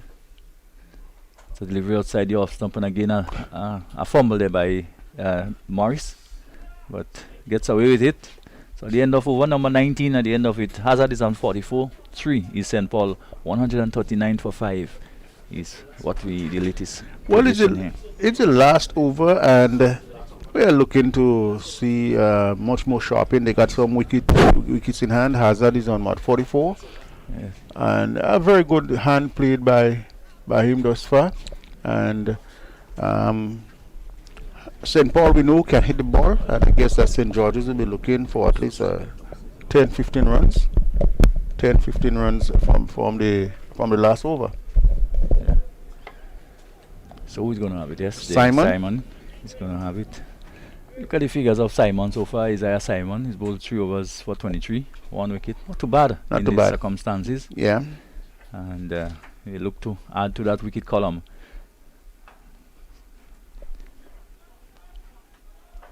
Down towards long off, the fielder comes off the boundary and just almost on the arm flick back to Barry, back to Strong shoulder man. yes. You said you described him as a big man. Big men are supposed to do that. Here is now Jabal St. Paul. He's on 3 to face Simon. And he gets a full toss and almost make a mug of it, but will pick up some runs. They'll so far cross for 1. It's getting close to the boundary and will not get there. So they'll come back for 3. The umpire now Said signaled bites. bias. It was strange. I thought it had gotten the batsman, but no, he didn't. So 3 more by way of extras. Extras have been rather tidy though. It's extras have only been 4 extras so far, which is good in a game like this. And bowlers who does not ply their trade basically professionally. And just a hike down towards square leg. The fielder comes off the mid-wicket boundary, Wildman. And again, there's 2 more. So it's just adding up a bit. And Some good bowling from Isaiah. I believe he has been very tidy. We haven't seen much of the ball going over the rope. so can Hazard get 50? He's on 47. It's 3 still to St. Paul. 145 for 5. So the challenge is 50 for Hazard or 150 for St. George. Let's see what's going to happen. Again, swinging away down towards long on, and Williams comes off the boundary. No plan in this shot. He just looking to whack it and not much timing. He just reached there and just had a swing of the bat at it, and only a single. At this stage, at having been on 47, you'll be So looking it's- to clear the boundary somewhere. It's probably swaying on his mind as delivery again down the track and hit high in the air. That could be out. And that will be It's 6. yeah, it's probably just gone over the top. Yes, over Just the boundary. about 6 inches Yes, just over behind the the boundary. boundary. This one fell. So St. Paul has ensured that St. George passed 150. They were 152 for 5, and probably this will really settle the nerves. However, the nerves of Hazard probably will still be jangling. He's still on 48, and without the strike, and down the track he goes on another fumble. Boy, it's bold. Is he bold? No, what happened? Sorry. Well, This is a real comedy of errors. The batsman has gave up because he thought probably he was stumped. The stumping was missed, and also the attempted run out were missed. But St. George, however, ended on 153. That is 152, 153 for 5. Hazard remained on 48. Unfortunately, could have been nice to see him get 50. St. Paul, he's on 3, 153 for 3. St. George's ended, and of course it will be a pretty good chase if St. John bats well. And at the end of it, we see right, yes, at the end of the innings, yes, St. George's 153 for 3. And we'll be taking it down very shortly for another interview. Of course, Pastor will be talking to Simon, and as soon as he's ready, we'll take it down for that interview. So, but in the meantime, at the end of St. George finishing on 153 for 5, Ashley, and probably not a bad position. it's a good position to be in. Wicket play in there with a bit of green on the wicket, with a slow outfield. It's all in this for St. George's to be looking to win this game. Well,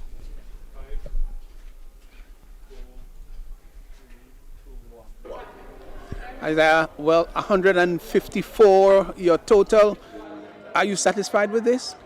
Yeah, we decided that to go there and make the guys to defend a total under 130, but unfortunately they get 153, so we got to work with that and try and chase it at the end. Yeah. You folk did not particularly look well in the field. There have been about 17, 18 fumbles, which brought on extra runs. What's the position with your ground fielding? Yeah, the guys just need to practice more hard and watch the ball and back up every time. Like, I guess more practice than you know. Yeah. What about your own bowling yourself? You're satisfied with your returns today? No, not today. Today in particular, I didn't bowl as good as I wanted to. So, nevertheless, I had to work with what I get, you know.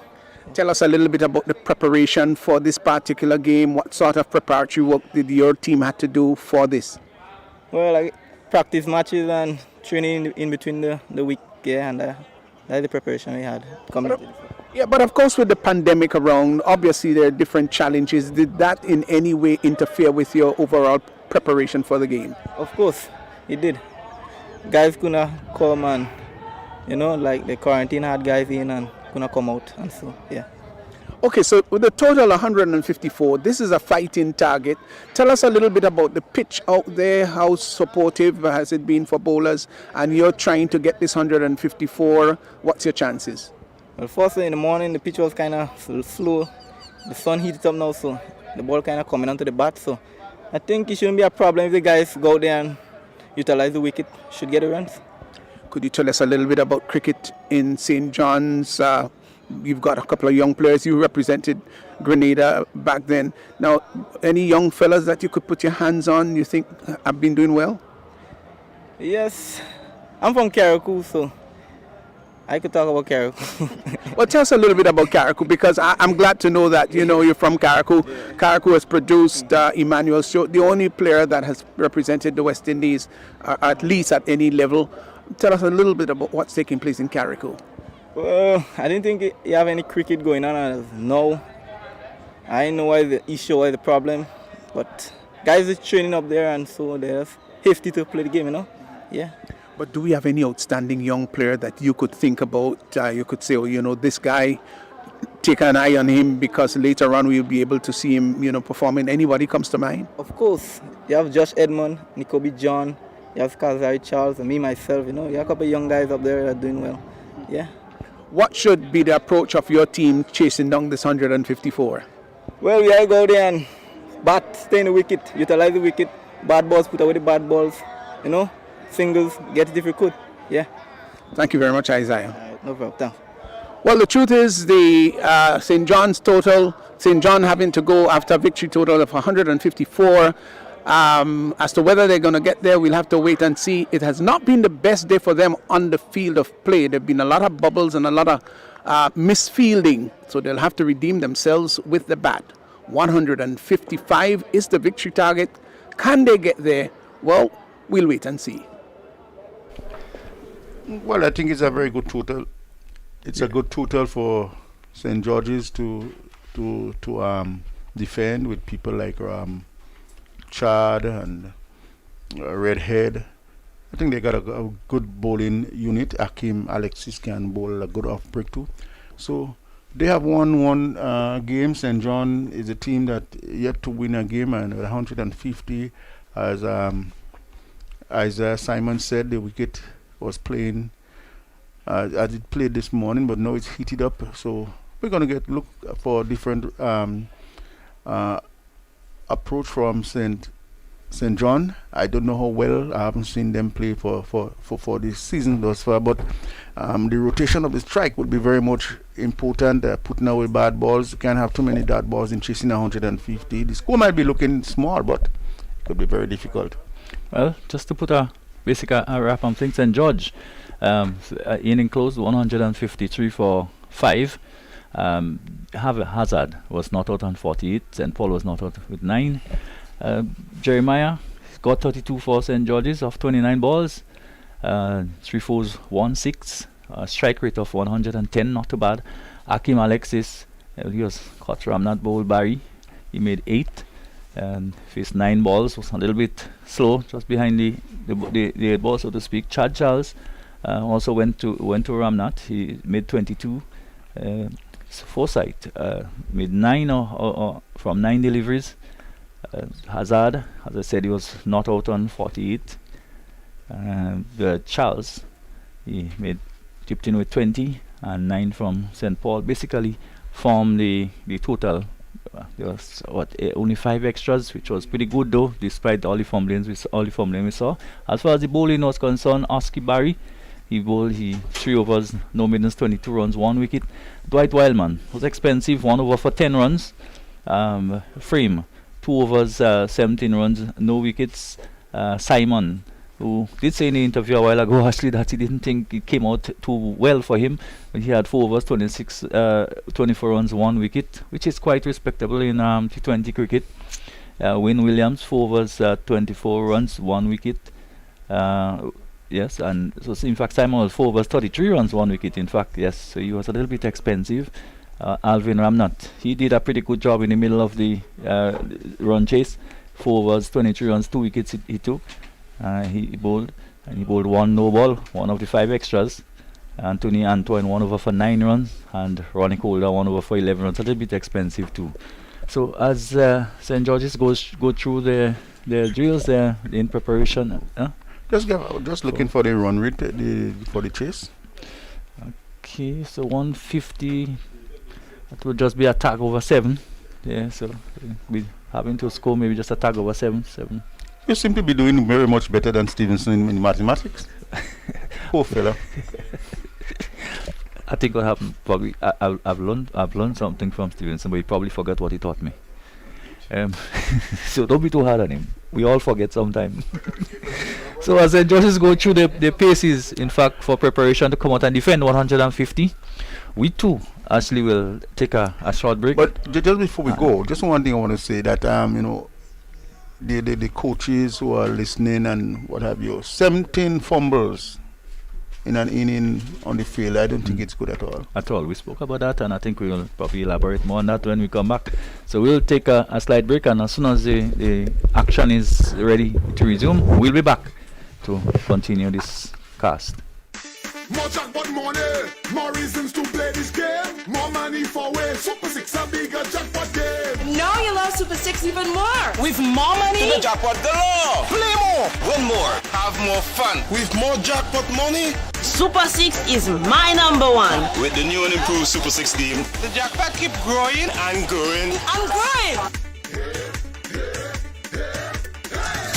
More jackpot money, more reasons to play this game. More money for way, Super 6 a bigger jackpot game. Super 6, bigger jackpots, more chances to win.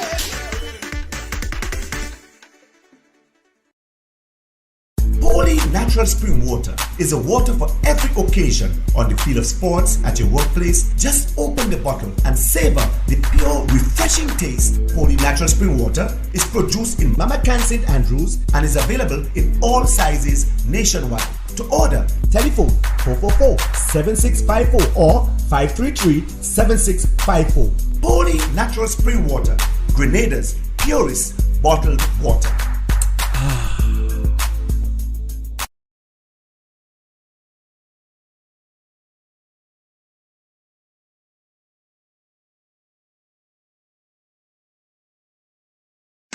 More jackpot money, more reasons to play this game. More money for way, Super 6 a bigger jackpot game. Now you love Super 6 even more. With more money to the jackpot galore. Play more, win more, have more fun. With more jackpot money, Super 6 is my number 1. With the new and improved Super 6 game, the jackpot keep growing and growing and growing.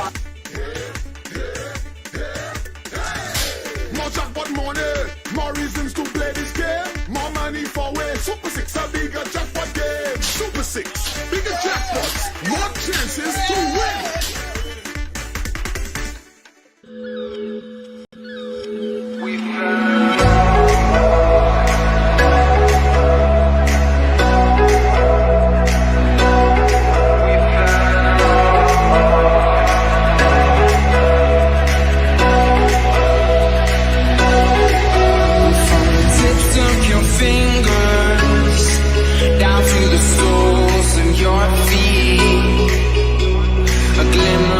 on your skin that I can't believe. And take a trip to the sea. Let your hair run free. Boy, you're a rebel in disguise. It's got the devil in your eyes. We fell in love right by the ocean. Made all our plans down on the sand. We fell in love right by the ocean. Made all our plans down on the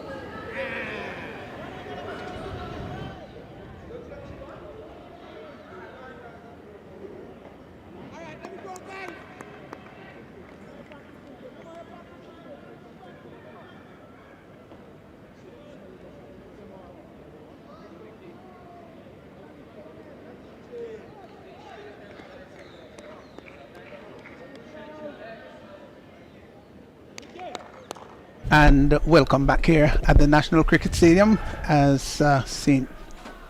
John's, of course, chasing down. So we have Wildman, who is at the crease. Wildman and Morris. So the victory target, Raphael. Good morning. Still morning, isn't it? Yeah, morning, Bassa. Beautiful morning. Sun shining really brightly. Beautiful condition for cricket. Yes. So it's a sharp delivery, one that really bunks on him, and you could see him favouring the wrist. So he did, in fact, get hit on it. So Redhead just working up a bit of pace there. Yeah, good delivery by Redhead. You could see him really running in, and obviously St. George's would want to defend 153. But he's really trying to extract as much as he can get off the pitch. And as we were discussing early on in terms of the pitch with that tinge of green, it is encouraging for the fast bowlers. He's got a beautiful approach to the wicket. Driven out to squarish cover. Wouldn't score. But pitched up. Pitched up by Redhead. But I'd like you to look at his running, which looks rather smooth and rhythmical, and decent height too. So, which means that he could generate some pace. So he turns once more Redhead from the top of his mark to bowl to Wildman. Didn't cue that well at all, went out to mid-wicket. I think he's doing well here, Raphael. The first three deliveries, the last two deliveries pitched up. The first one was short, reared at him. Yes, he's certainly attempting to keep the ball up to the bat. I think probably just to remind Wildman that he's a fast bowler. I think the first one was pretty sharp, but since then he's endeavouring to keep the ball up to the bat.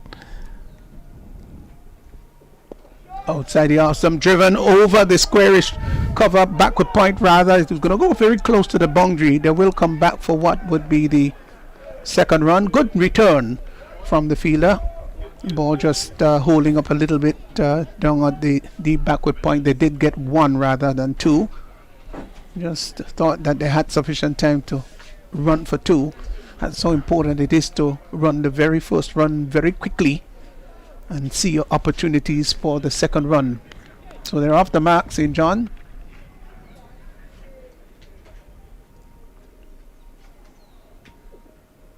Outside the off stump, big wallop as that. That's too early in the game.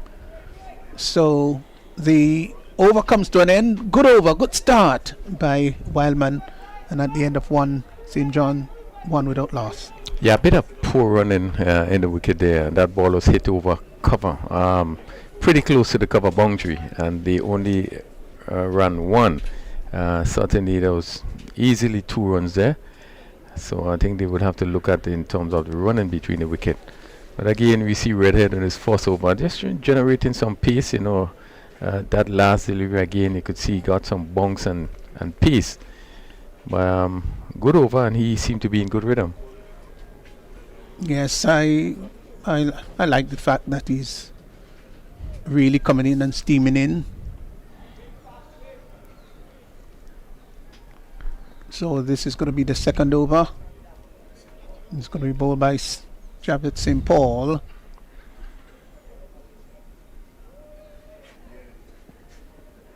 This is going to be called a wide by the umpire. It's far outside the off stump. We're outside that line of guidance. Yeah, just offline. Just seemed, even as he ran up to the wicket, just seemed as though he's not in the right rhythm. And that ball was straight right outside the off stump, and Wildman still looking to go after it. They cut it somewhere down to backward point. He made no contact. So he's moving in again. Shot outside the off stump and guides the ball down to squarish gully. Backward point preferably. Won't score.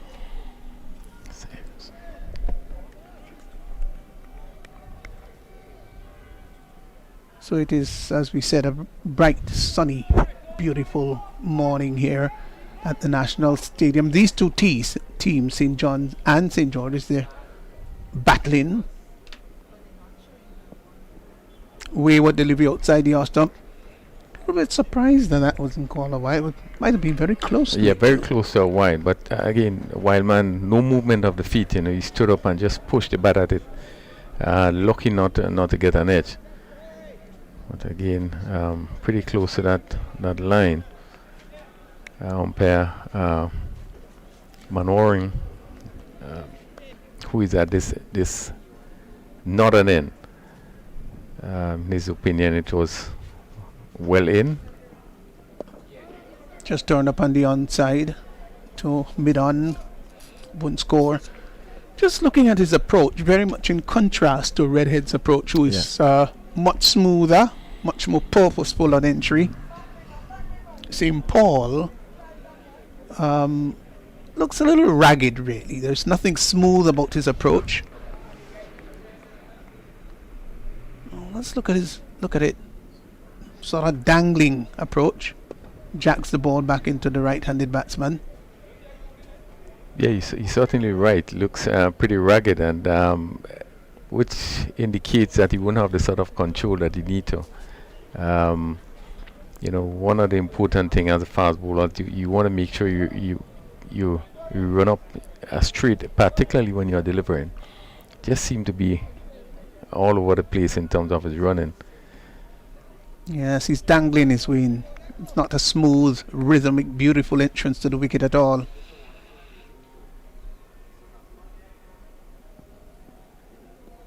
Yeah, just want to really got to be critical of the approach of Wildman, who gets a couple of deliveries outside the off stump and just pushes the bat at it, but there is absolutely no purpose. There is no sense of purpose. He just seemed to languidly. Let's look at it here now. It's outside the off stump, it is short, and just carelessly pushes at it. Yeah, no movement of the feet, and the only thing that could have happened is to take the edge and probably go slip up, probably go down to third man. Delivery that comes back into the right-handed batsman, just taps it. So the over comes to an end. In the end, turns out to be a rather economical over. Just a 1 run coming from St. Paul's first over. 2 overs gone 2 without loss. Yeah, first over by St. Paul, and you can see him there again, trying to bring the ball into the bat, but his line was pretty good in terms of all the deliveries are outside the off stump. But again, some are just a bit too wide, and probably on the short side also. You need to bring the ball up to the batter, have the batsman come on the front with the play. He was, I think, pretty much too short in that particular over. So Robertson will be facing up to Redhead. Let's see how he's going to spare. I just love to see his approach. I just love to see Redhead's approach to the wicket. He's got a beautiful approach. Yeah, he can also add a very hard worker, very disciplined cricketer. That's lovely. Gets bongs. Sharp delivery. I look at his approach to the wicket, and there's only one player that is coming into my mind. That's Dale Steyn from South Africa. Yeah, you're certainly right. You look at him and you could compare him. You know, what a pity we can't bring up Dale Steyn just to show how he approaches the wicket. But very much similar to that of Dale Steyn. I'm not talking about ability, but I'm talking about his entrance. Look how the elbows are slightly cocked outside the off stump, and naughty looking shot there by Robertson. Just seemed to take his eyes off the ball. Well, I don't like what I see with this opening play at all. Definitely not. They have no intention of trying to get even behind the ball to play it on merit, you know. But they're going to move away and they're going to swing, and really, this is not what you expect in this game. You expect the batsman to look at the ball and play it on merit. You talk about the work ethics of. We can talk about that a bit, Refel. The work ethics of Redhead. Yes. Tell us a little bit more about yes, certainly and I say he's very disciplined, very committed. He works very hard in terms of his training. He's always here with the Volcanoes players training. He's one player that will, even one person will just go to the nets. I would have seen him already. He alone will come to the stadium, will do his work, you know. He will run up and bowl for himself. And that speaks volume in terms of his discipline towards the game. I really love what I see. The batsman was going towards the leg side, square leg area, so to speak, and the bowler saw him come in Redhead and slanted it into the leg stump, but still managed to open the face of the bat and glided out to third man. Got a single. So Robertson is finally off the mark. We're into over number 3. Just 3 without loss. So it's slow going here by St. John.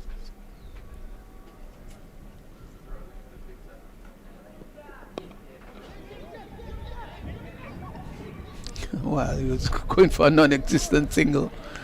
But this is really lovely bowling. I just love what I see about Redhead. I've not seen him much, but just looking at the manner in which he approaches the wicket, you know fast bowling ability when you see it. Yeah, well, definitely. And as you said, one of the things that is so key is your run up to the wicket. And if you're able to get it smooth and you have the rhythm, then it gives you the ability to do so many things with the ball. And really, I think he's spot on in terms of the run up. Yes. The he would move slowly and he would develop. Turn nicely just behind square on the leg side this time as Wildman gets a single. So the over now comes to an end, and at the end of the over it's now 4 without loss. St. John's 4 without loss, and they are looking to get to 154 for victory. And they will be hoping that the opening pair give them a good start. Wildman is the sort of player that he's an attacking player. He really hits the ball, and they will be looking to him to probably get them off to the kind of start, you know, that would put them in a position to really challenge the score of 153. Well, here's an over. Pitched up. Good nice stop there by the bowler on his follow through. That's Paul. What's bouncing? He's a tall man too, so didn't have to go up too very much, but he was agile enough just to throw up the left hand and pluck it out of the air. What you would usually call a spectator's catch. Again, as you have seen, there's no movement, and you certainly cannot get power into the shot. When you stand there, the bat is away from the body. Yes. Just doesn't seem to be the perfect foil for an opening batsman. That's one of the fundamental details of batsmanship. Being able to get to the pitch of the ball. The use of the feet is quite important. And especially when you're facing the new ball, which is very often the greatest challenge, with the cherry being new. Down the pitch he's coming and driving back past the bowler, and won't score. Again, as you look at that shot, I think that ball is fairly well up for the drive. Maybe half volley, but if he were in position, he probably would have hit that ball much harder. The timing would have been better, but he continues to pull his body away and play with the bat far from his body. Yeah, and his movement down the track was so very early, so that the bowler was able to make the adjustment. Short, sharp delivery, and that was as a result of the previous one, which invited the batsman to come down the track. This time he pulled it back. Yeah, but this is not the start at all that St. John's would want at all. We're into over number 4, and just 5 runs on the board. Yeah, it's a torrid start for St. John's. The fast bowling really seemed to be having an effect on both batsmen, who continues to play away from the body. Yes, I don't think I've seen that in a long time, where 2 opening batsmen, they play so far away from the body, not using their feet very well at all. More so with Wildman, he is very far from the ball. You've got to get as close to the ball as possible. That's one of the fundamentals of batsmanship. Right up in the block hole. Gets the ball to come into the right-handed batsman in St. Paul. Jacks it back into the right-handed batsman. Yeah, I think it's just important that the fast bowlers just need to keep it a bit straighter. One probably would have been even tempted to put in a second slip and keep that ball, just closer to the off stump. So having the batsman playing away, give them the opportunity to the ball taking the edge and go into the slip. So. Or for that matter, if you have a forward leg, with for the short delivery, over comes to an end, and at the end of 4 is 5 without loss St. John. Yeah, they really struggling against the opening pair of St. Paul and Redhead. Must say that Redhead really seem to be extracting quite a great deal of pace off the wicket, and he's really hitting the wicket hard. And both Wildman and Robertson just seem to be having some difficulty. Maybe St. George probably should look to be a bit more attacking in terms of having, maybe, as I said before, a couple of slips, maybe even the gully. Because what both batsmen are doing, they're really pushing at that ball outside the off stump. Yes, you need to crowd them at this point and make it as difficult as possible. Here is Redhead once more. Glided down to third man, to backward point rather. Good. That's Darryl Cyrus, was it?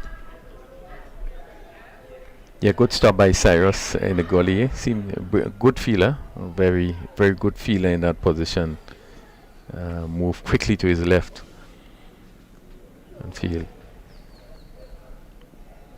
Yeah, they look much sharper than that of the St. John's team on the field. Redhead once more. Outside the arse stump, cut down to the third man area, goes into the boundary for 4. It was outside the arse stump.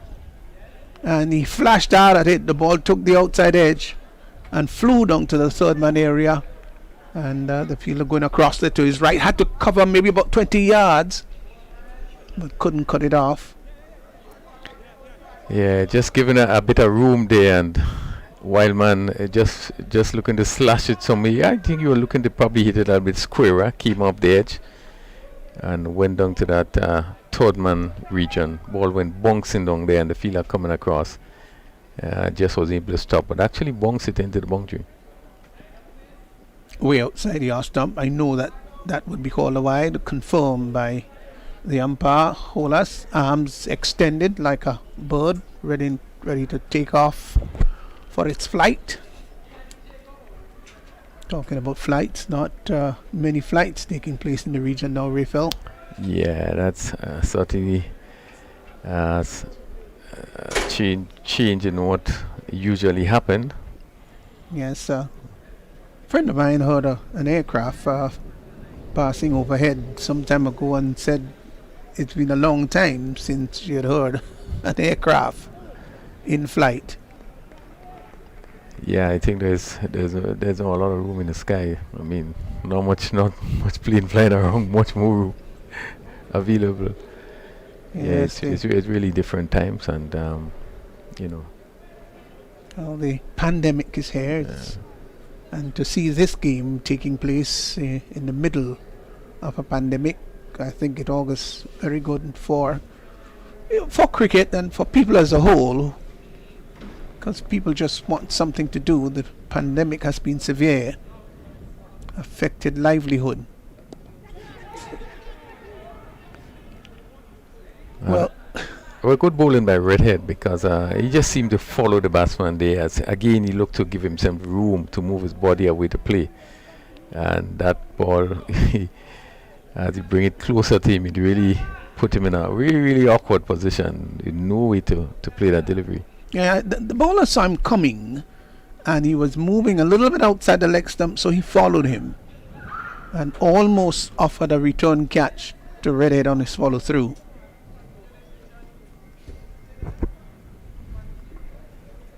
So Robertson lived a little dangerously. The delivery before, pitched up right up on the leg stump, pushed out to extra cover. Yeah. Nice to know that there's still a couple of fast bowlers in the region who are ready to work and work hard in the game, and you could definitely see that this young man bowling in Redhead, you can see he's somebody who works on his game. Just his approach to the wicket alone tells you that he does work on his bowling. Yeah, consistently in the gym, and really does a lot of work. Hits in the air, that's down to the extra cover area. It's not going to go very far, but they will come back for the second run as the return comes into the non-strikers and the bowler picks up. Now he doesn't seem to be quite happy, that's Redhead, as the over comes to an end, and at the end of 5 is 12 without loss. Seems to be favouring something. He's been bending over a few times. He's in fact bending over now, Raphael. As to whether there's a problem with the boot, or we don't know whether his boot is a bit uncomfortable. Well, whatever the case is, they're off to good starts in Georges, with Robertson 7, Wildman, who has played and missed on so many occasions, he's not out 2. So Redhead none for 10 of 3. Yeah, it just seemed to be bending a bit. Again, he's bending a bit. One hope is nothing too serious, but have been walking pretty good as you go down to long leg on the boundary. Whoa, there's a delivery outside the Ostom. This is maybe almost a double wide, if you want to call it that, as Tyrone Charles has taken over from Jabal St. Paul from the northern Odabo end. They usually call them looseners. Yeah. But that was that was more than a loosener. It was way outside the house club. And Tyrone Charles, a young player, who would have played well, represented Grenada. He also played on the 17 level for the winners. Delivery outside the off stump. Looking to cut, but didn't make contact. It's a bit wide too. So Yeah. 2 deliveries on the wider side, but the umpire didn't think that that was wide enough, sufficiently wide enough to be called a wide. Yeah, I think that was just inside the line. Just inside the line. So I think it was a good call by the umpire. Tyrone Charles, another hard worker.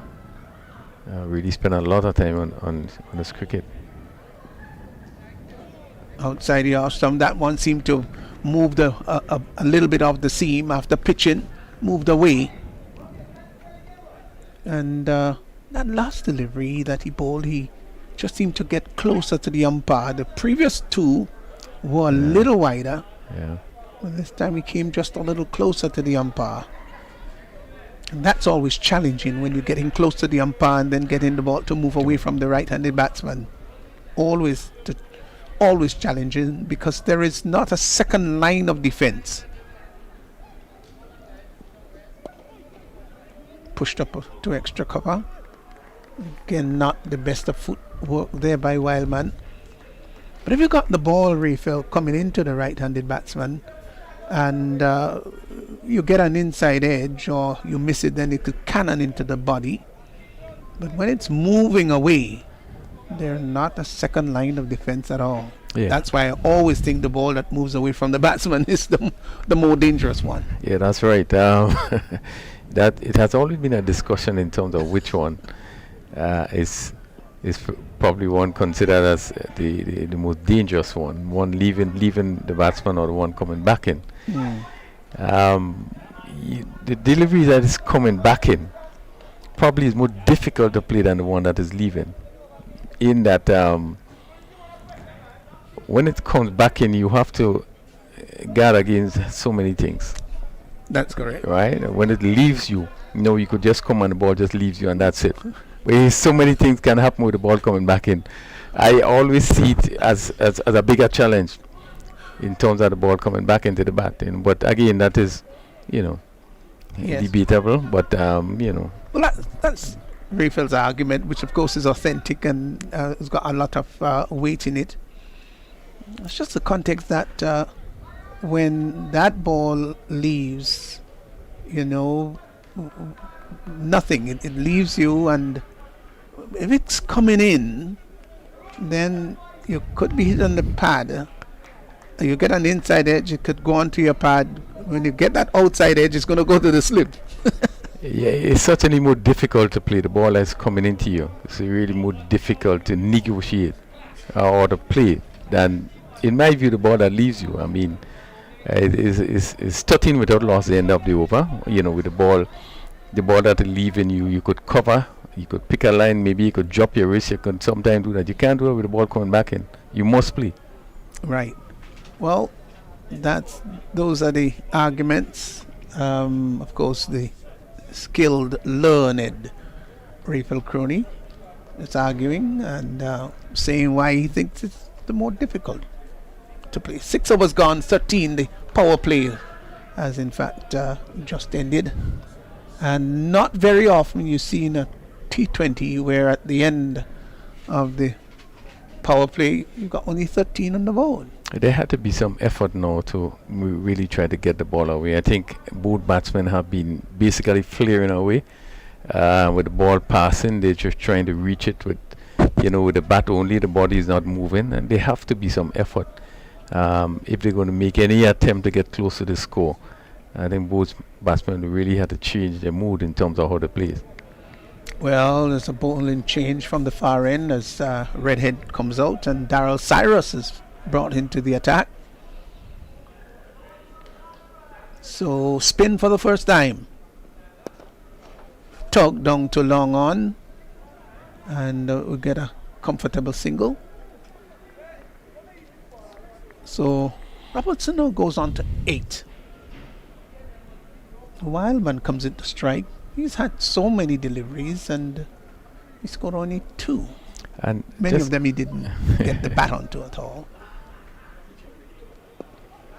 And just to see, he's really out of context in terms of Wildman, in terms of how he plays. He's a dashing sort of open batsman that likes to hit the ball. But again, the difference here, he's having slow bowlers coming at him, and he's finding difficulty to get the ball away. With the pace, he's gonna really swing his bat and so forth. But I think he's really having difficulty today.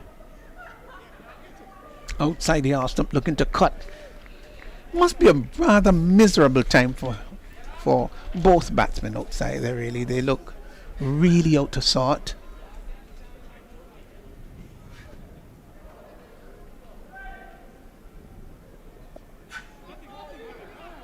Glided down to third man, didn't get the single. As Johan Jeremiah running across very quickly to his left, cut it off, so the over comes to an end. Just a 1 run coming off Darryl Cyrus is over. He'll be pleased with that. And at the end of 6-14 without loss. Yes, pretty tough going for St. John. And really, they're having really difficulty to get the ball off the square. 14 without loss after 7 overs. Really is an uphill task for the St. John's team. And something really would have to give at this moment, if they're really going to compete in any way in terms of trying to get to that score. As Tyrone Charles, he continues from this northern end and basically bowl into one slip, a third man on the boundary, cover point, cover mid off, long off, a heavily packed offside field, and long leg mid wicket, and a long on the leg side.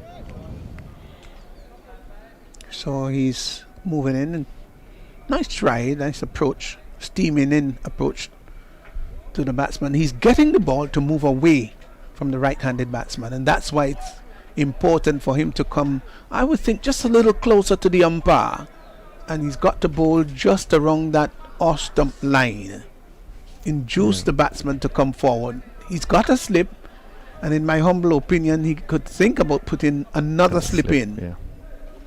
So Wildman has faced 29 deliveries for his 2 runs. Out of those 29 deliveries, 27 have been dot balls. Outside the off stump, looking to hit that through the extra cover area. This has been a really dismal opening pair. I don't think any captain or any team would like that sort of start. Even if you get that in test match cricket, it looks a little slow. Yes, and certainly that was full enough to be driven. But again, when you look at the replay and you see where the batsman is, and it's really difficult to see them getting that ball away very soon. Big swish of that outside the off stump, and almost like though he takes his eyes off the ball. This has been horrendous batting. It really has not been good batting at all, especially for your who are supposed to be 2 premier batsmen. I say premier because if you're opening the innings, then you've got to be one of the premier batsmen on your team.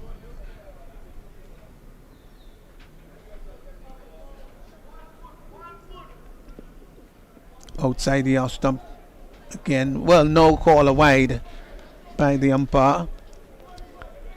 Yeah, outside the off stump. Just about on the line there. Well, it's the umpire's call, right? Yeah. Again, the batsman in no position to play to get to that delivery. Wow. You just thought that St. John's may have had a better approach to this more spirited start to the innings. It's dismal. On to the leg stump and driven up to long on. Gets a single as Jeremiah is hailed off the boundary since the return. Full toss, and that could have been hit practically anywhere.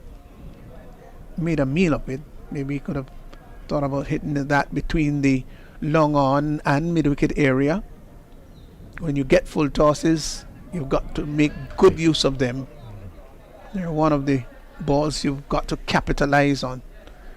But it's not always that easy as it may sound, or seem rather. Batsman that's Wildman down on the knees and driving out to extra cover. You might be hearing quite a lot of admonitions hurled out from our microphones, sensitive microphones. But all those admonitions and encouraging words, they don't seem to be having much an impact on the batsman. There's Charles again. Should be his last delivery in this over. Short one and well bowled. So the over, it's called a wide. Okay. The umpire has just signaled that it's a wide, and I've already told him, well, that's one for the over. But it was a sharp delivery. Yeah, I've kind of a bit harsh there, but there's some strange things happening there by Robertson. You see him moving down the wicket even before the bowler bowl, and really, as you really having a swish of it, and really was in no position. And I think Charles would have seen it coming and really would have put some extra into it. Probably just about shoulder height in my view, but the umpire is in the best position. Yes. Pitched up and will in fact get the single. Got it on the full. So that completes the over. And well, with 8 overs gone, 18 without loss. Yeah, it's really really bad batting by St. John's, and this a full delivery that was bowled, a full toss. But the batsman was really in no position to get any power into it, and just pleaded back past the bowler. I don't see how they would begin to score, begin to hit the ball, but it's really been poor batting by the St. John's team, and maybe someone will have to try to do something different, maybe just to see other batsmen that come in to try to see if things can be better. No, we have 8 overs being bowled already. It's 18 without loss. Yeah, I'm just wondering what the other batsmen inside might be saying. And well, certainly there's no message that we have seen gone out. So, well, here was Darryl Cyrus. He'll be into his second over. He's none for one so far. And he's bowling out to Wildman outside the off stump and looking to swish that. It's the best I can say. He's looking to swish that somewhere. Yeah. And looked ungainly, looked awkward and almost like a cow on ice. Didn't make contact. This time he's driving straight up to a long on. Well, back past the bowler as long on comes across to his left, picks up and sends the return back to the bowler. The batsman had time to cross for one. Yeah, Cyrus, he's just giving the ball some more air and closer to the batsman, so he was able to push his one back past the bowler. Tugged down to long on and would get another run. So when you look up Raphael, you see 20 without loss. Now if you don't look in the bowler's column or in the you will think that on the overs column, you will think that, oh, that's impressive, it's 20 without loss, but we're in over number 9. Opportunity for a run out here, missed by the keeper. Ball was hit just behind square on the leg side. Good opportunity for a run out. I think that the fielder there, which is St. Paul, Javel St. Paul, didn't get the return back very well. It was a little bit on the high side. The keeper wasn't very happy with it, and the batsman got home. All is well that ends well, they say. Yeah, he's looking to play the scoop shot, and so he's gone. Cut at slip. Well, finally, we're all surprised that they've lasted so long. So he is just gone. That's Robinson. Caught at slip I think it might be Forsyth taking the catch. And so that's the first wicket going down. So St. John now 21 for 1 as Robertson caught Forsyth of the bowling of Cyrus. He's gone for 10, 19 balls, 37 minutes at the crease, just a 1-4. And, well, maybe his dismissal may just turn out to be something good. Well, let's hope so, but it really have been awful batting by both openers. And as you said, it probably was just about time before we see someone do something to get out.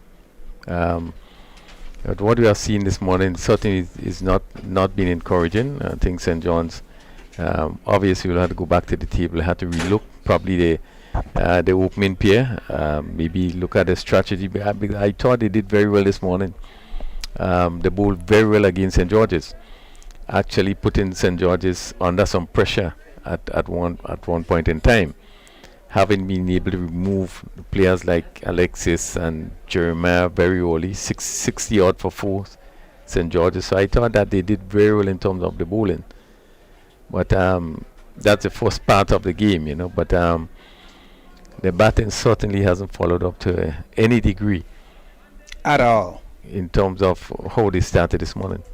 So Meshach Frame has just replaced Robinson. Opportunity for him to push the score around as Cyrus, who's spinning the ball from hand to hand, comes in. He's in defense and plays. Leg before he's out. Well. It looked so nonchalant. He came forward Frame and really was looking maybe just to push it out on the onside. The appeal went up, not with any great sense of exuberance, and then umpire Hola said that's out, a little bit belatedly too. So Frame goes back, but he was there demonstrating he's not very happy at all.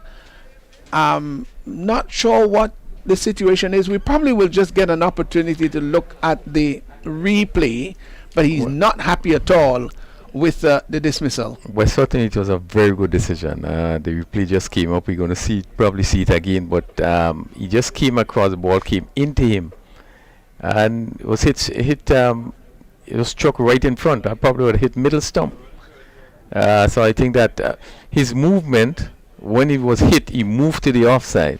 So the indication, you know, probably that it would have missed or hit outside the off stump. But it's a very good decision.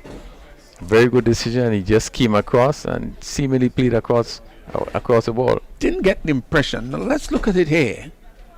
So this is the second one. It's pitched in line, doesn't get a nick onto it. I don't think he's going to argue that he was hit outside the line. So just wondered why he was so upset about the dismissal. Well, so they've lost the second wicket with Frame leg before to Cyrus without scoring, and Randy Morris has now come in, hit down the ground. It's Kim. Sorry, that's Kim Charles. Beg your pardon.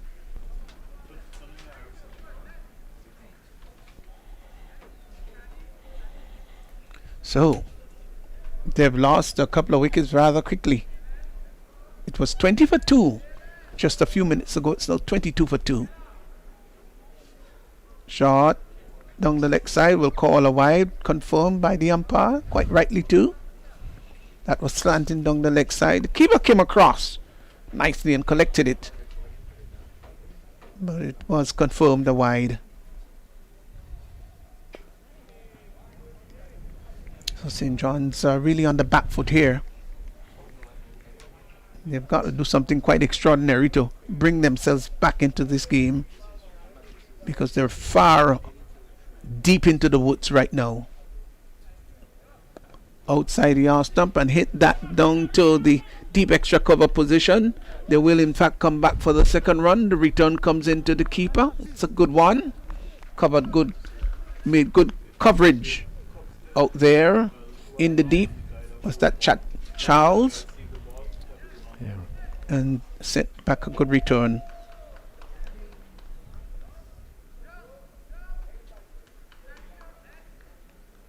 outside the off stump by Charles. Keeper collected well behind the stumps. So Kemp Charles into his first over.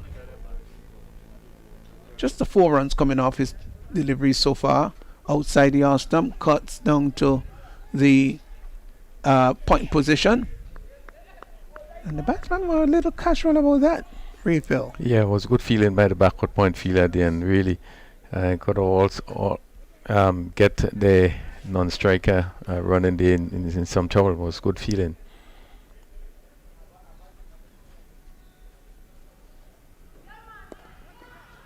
Bush down to long on. Bowler couldn't really cut that off on his follow through. So that completes the over, is it? No, 1 more to go. So yes, they're saying that's the end of the over. So with we're just at the halfway stage now. 10 overs gone, 27 for 2, and Justin Hector is going to join Raphael Crony. Not good going at all, Raphael. Yeah, 27, 2 for 27 in 10 overs. I don't think this is what St. John's would have wanted. Again, Kem Charles first over, off spin. Pretty good over. Be able to pick up that important wicket in the over. And certainly St. John's being pushed back again, losing the second wicket with a score on 20.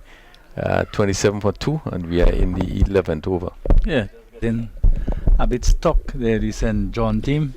Batting unit, not really being able to maneuver the ball, and too many really extravagant shots. And not a lot coming off the sweet spot of the bat.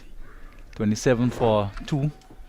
Dwight Wildman is on 7, 3 to Randy Morris. And it's Kerry slipped in alongside me. Delivery. And just coming off the boundary there to field. The ball was pushed up on the offside. So another single to St. John. 28 for 2. Wildman is on 8. He goes to 8. Randy Morris is on 3.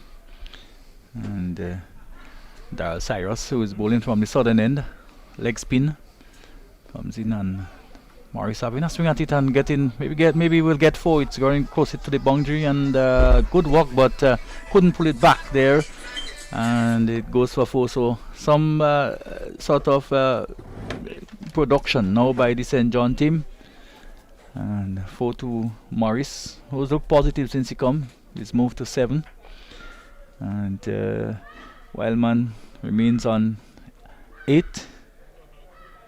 So it's 42 for 2. So looking to make a move on the St. John team, and they will really need to do that, and no better person to spark that than the captain, who have had some blemishes himself while he was behind the stumps. And St. George is continuing to keep a rather tight rein on things. They really haven't allowed St. John to get away in any way.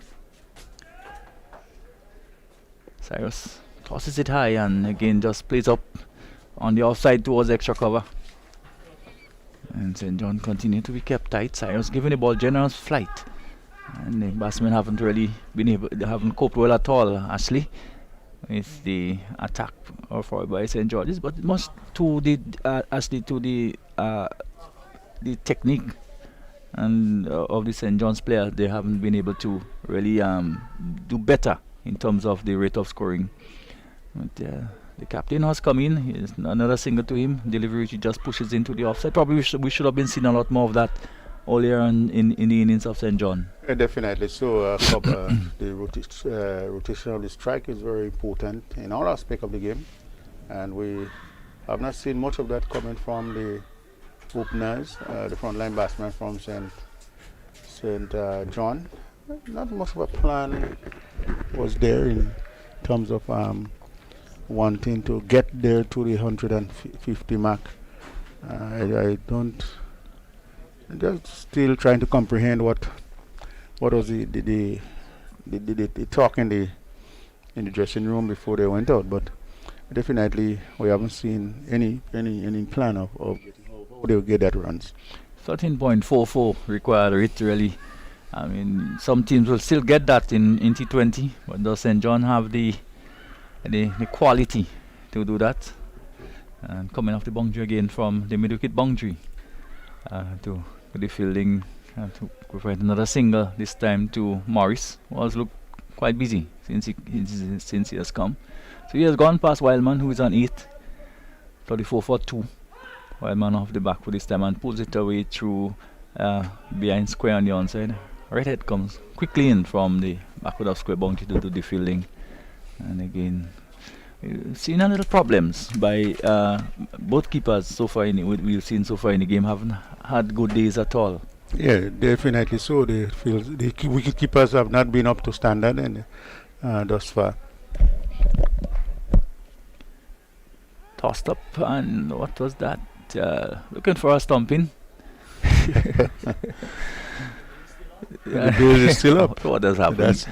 That's my laugh there. The bill is still There up. were so many things to laugh for it there. Actually, you have to, And there's always this kind of comical part of the game. Yes. And, what an excitement there, and the bills is still on. How do you explain cricket? Randy Morris is on 9. Wildman is on 9. And of course, Kem Charles. Delivery again beating Randy outside the off stump. And his total remains on 35. 35 for 2 St. John. Charles is in his second over, nearing the end of his second over, 1.4 overs, 8 runs. As he moves again from the northern end. And pulled in the air, and that could fall safely. No, a brilliant catch by Redhead. Well, Redhead coming off the backward of square boundary. The ball was hit in the air by Morris. Didn't keep it down, and Redhead coming off the boundary really took a marvelous catch. And that's what you want to see. So Kem Charles has picked up a wicket at delivery just on about the off stump, making some height. 110%. I'll mark him for that catch. The man going towards it, going the opposite direction, realizing that he's coming, so he just move aside and allow him to take what is just a magnificent catch. Well, one expect that standard from Redhead, who is of course with the Winwood Volcano and training on a very regular basis, and this is the type of standard we expect to see from those guys. Definitely so. When you're exposed to this kind of training and being around this kind of experience, you have to match up, and this is what he has shown. Show that he's at a very much higher standard. And for 3 wickets down, St. John's still continue to struggle.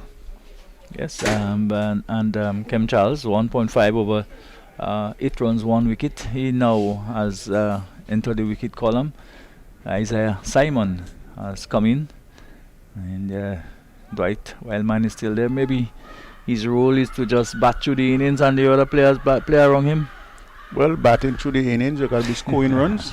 That's what it is. Once you're going to be occupying the wicket in this shorter version of the game, you got to be scoring runs.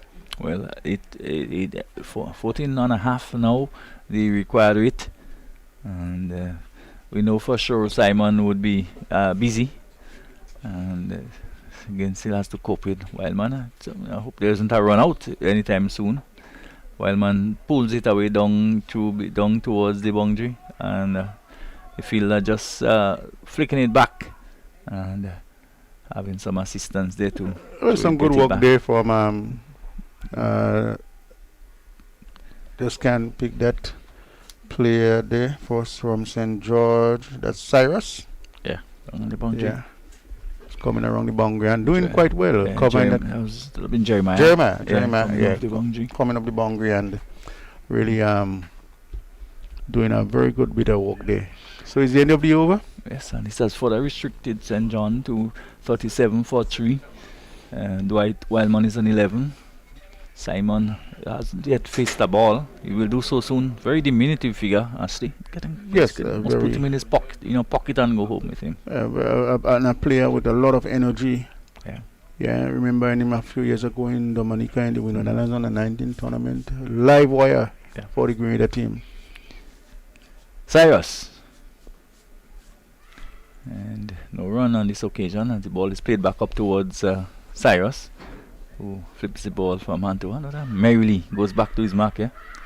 Cyrus, as he comes in, just sway of the arm, comes in. Not a very long run up, just a couple steps and bowls. And again, similar response by the batsman. And of course, well, at one time I thought he was aiming corner, but with the ball coming back a bit sharply, so he just had to change his mind. He drives beautifully now. They feel that long off, has to do some work, read it again, and the return comes back up. Powerful return from Redhead. One bounce into the keeper, but Simon picks up 2 to take him off the mark, so he's on 2, 39 for 3. Extras 7. Doing much better than St. John. Yeah. Yes. And of course, not much indentation in the required rate, which keeps going up. Now 15, almost nearing 15 and a half. Cyrus moves in again, a delivery which is beaten outside the off stump. Again, looking to rock onto the back foot and probably crash it through the offside. The length wasn't quite right for that. Well, the big question is, when will St. John break that spell and get into some run scoring? Well, they found themselves almost between a rock and a hard place. Yes. Cyrus again, this time delivery, no timing at all. But just looking to hit the ball too hard. Maybe just knock it down towards long and get some momentum going in the batting, and probably things will happen. I just want to say a pleasant good day to my good friend out there in New York, Leroy Bridgman, a former Grenada under 19 player. Took 7 for 42 in one of the games in the early, somewhere in the 80s, 90s, somewhere around there.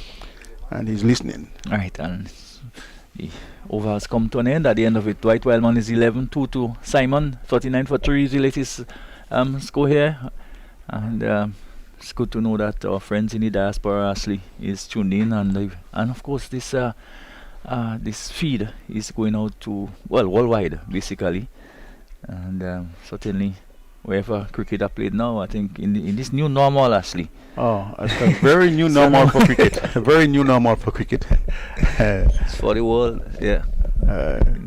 That's a game of glorious uncertainties. Yeah, we never show what the next game or tomorrow will bring. Well, what we know for sure, some of the results we've had in recent time, as Charles again this time Wildman looking to tug it away on the onside again, and really not finding himself in good position at all to play those shots. Charles 2.1 overs, 10 runs, 1 wicket, and a delivery which Wildman goes onto the back foot, just making some room and playing it out square on the offside, and he gets a single. So probably just getting a little bit, starting to flow a little bit, Wildman. The score goes on to 40 for 3, and 17 for runs per over needed.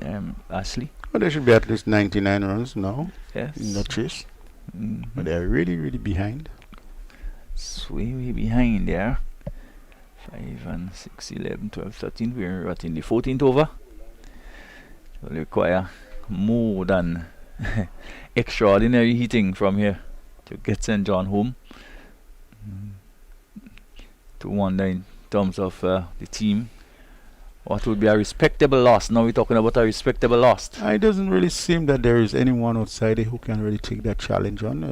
I see Simon outside there who could be a very respectable batsman, but Charles is stopped. Oh well, just running. I was saying that. Yeah. I don't know what he was coming down the track to look for, but unfortunately, he has to continue running out. Well, at this point, actually, a batsman going out having to score at about 18 runs per over, what mindset do you go out with? Well, just stay on the back foot, or stay on your crease, and look to the lever. Well, you're on the back foot since you're sitting in the pavilion, since you're sitting in the dressing room. Because then, when they are coming on the front foot, they're actually running out, so... Stay on the back foot and look for what is necessary. You're tarring a bit with the English language, actually. I don't think figuratively you mean that you're just going to go run yourself out now. What has to be done? St. John's just stuck and not getting out of that hole, continue to dig it deeper. Apart from the pandemic and all that is said about, I think they still seen I still have seen so far and in this tournament some good cricket has been played. Wherever cricket is played, as a matter of fact, throughout the world, some good cricket has been played. The players, it all played in your mind what you decide to do. The Charles was, got some success, 2 wickets for 11 runs. He's nearing the end of his third. 40 for 4. So St. John again, the asking rate, the required rate is just coming up to 18.5. That is almost irrelevant now. As delivery outside the off stump and the batsman Gringer. Yes, stretching and not making contact, almost touching that into the glove. Luckily not to get an edge. So coming to the end there, that's the end of what is the 15th over actually. So at the end of the 15th over, 14th over, at the end of the 14th over, yeah. St. John are really stuck. 40 for 4. They should be at the end of the 15th over, should be somewhere around 108. That's what Duckworth is saying. Yeah. Are you listening to Duckworth? I don't think so. Yes, I'm listening to him. St. John are listening to Duckworth. Anyway, just had a short water break. And the players are again getting ready. Cyrus continuing from the southern end. In fact, it's not Cyrus, it's Daniel who has come. Another leg spinner. Who was very good. It up, yes. Took some 11 wickets in the last under 19 Winwood tournament, scoring something as 89 runs, batting at number 9. Okay, respectable. Pushed up on the offside. Very calculative in what he is doing. I think he's one of the cashier at one of the banks. One of the tellers. Okay. Yeah, and so doing quite well. Yes. Well, I guess you'd want to cash in here. Wildman. Very economical in what he does. Pushes it up. It goes up towards long on, and off the boundary comes Redhead. And there's a single there for Wildman. Takes him on to 13. Finally, somebody has gotten 2 double figures. 41 for 4. Gringer in his with a tick strike, and he goes for almighty hike outside the off stump and wide signal by the umpire. We come into the assistance of St. John. 42 for 4. We now I think we're over number 15 now, yeah. So Gringer not out, and he's again. We just can't find the ball, Ashley. Yes, well, he's locked in his stance, so maybe they should attach a bell to the ball. Here is a delivery again, full, and it goes in the air. Will he be just over the boundary, getting enough on it? So maximum, yes. Maximum. It was a full toss, and he didn't look quite awkward though hitting it, but he did get good bat on it, and it sailed away for 6. So they need to for entertainment's sake, actually, because just a bundle of those more. Yes, almost 20 needed for over from here. So delivery goes off the back foot again, and this time gets it in the air again. It goes down towards deep extra cover, and there's another single. So finally there's a move on. Well, 7 runs in 2 deliveries. That's quite a lot for St. John. An explosion of scoring all of a sudden. Yeah.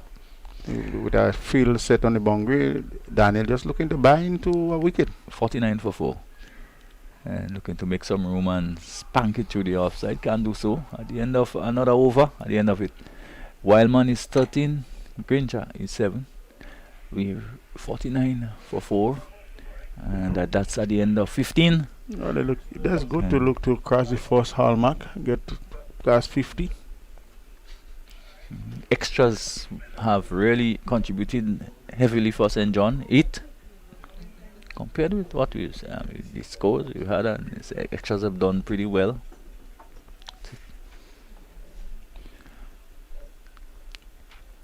St. George's looking like they're going to pull off another 4 points here to add to their tally in the point standing. St. Andrew. Oh, that's a good height. Combine height. Will he he got the out? cut? He is out. Yes.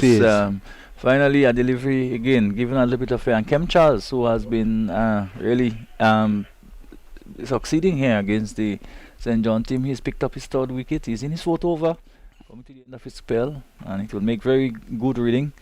I think that's his third wicket. He should be. Yeah. So the intention of playing hitting that ball,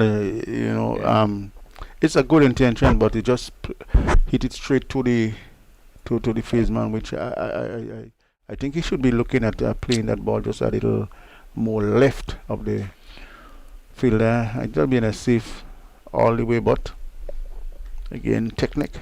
Well, look at that. he's out not for not trying. I think he did compared with what would have gone before him. I think he really did try, and to be caught just about 10 meters off the boundary. Excellent.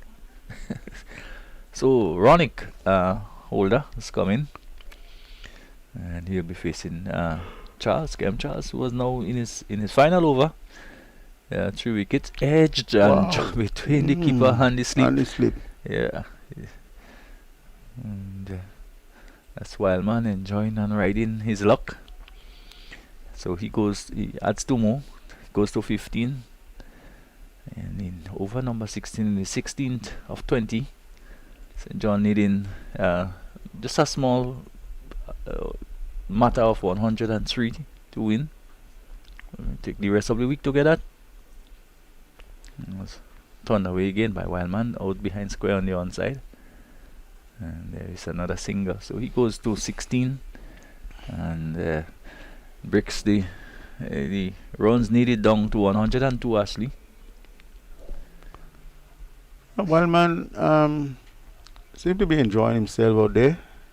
He's not a big hitter of the ball, but accumulating the runs however he can. And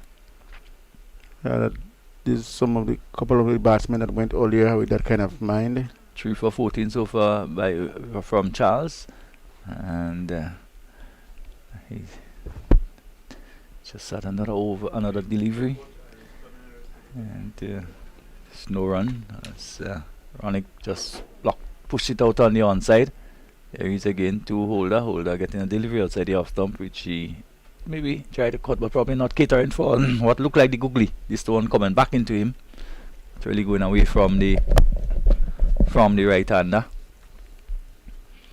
As Charles comes in to bowl to a delivery again, which is this time stroked up on the onside by Holder, who went hurriedly for the first, but knowing that Wildman will not come back. So the end of that over, number 16.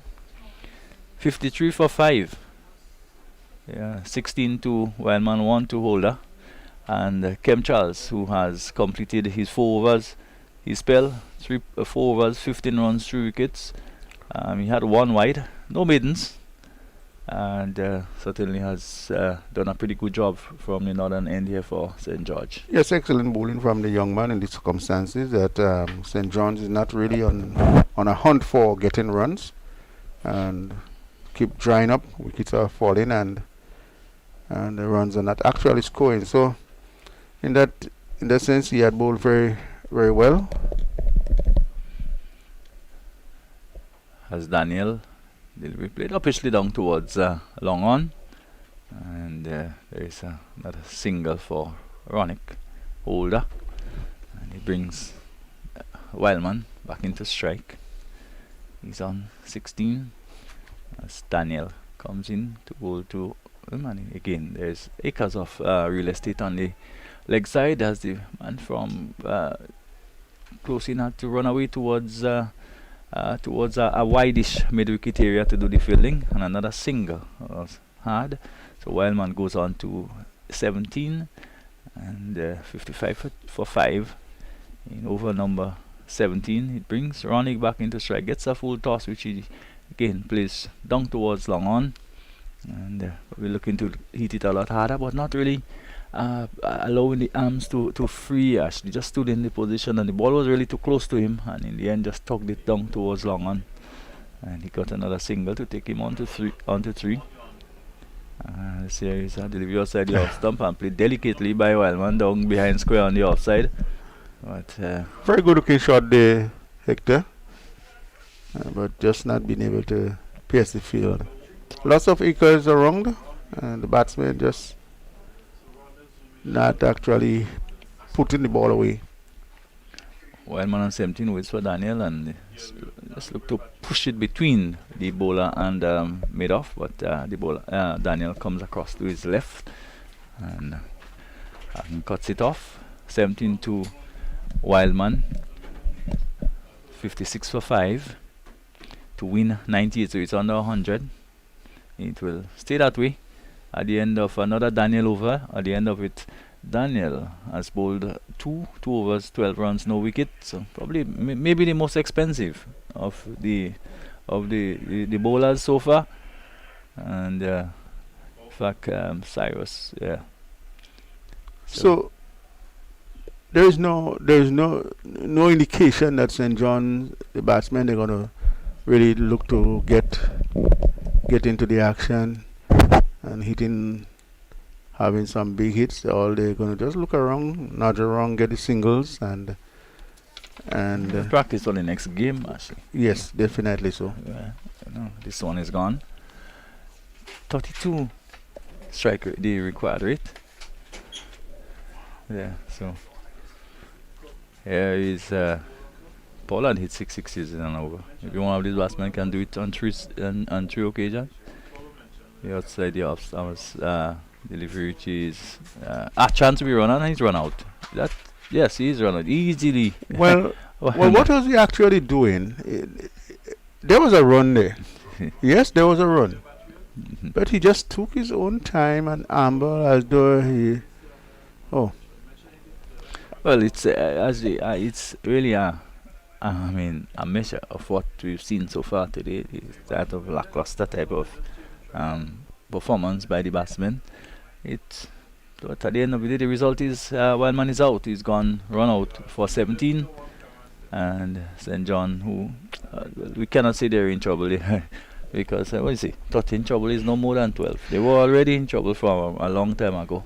Yeah, but it's one thing. I'm very much happy that St. John's is participating in the tournament, regardless of what happened.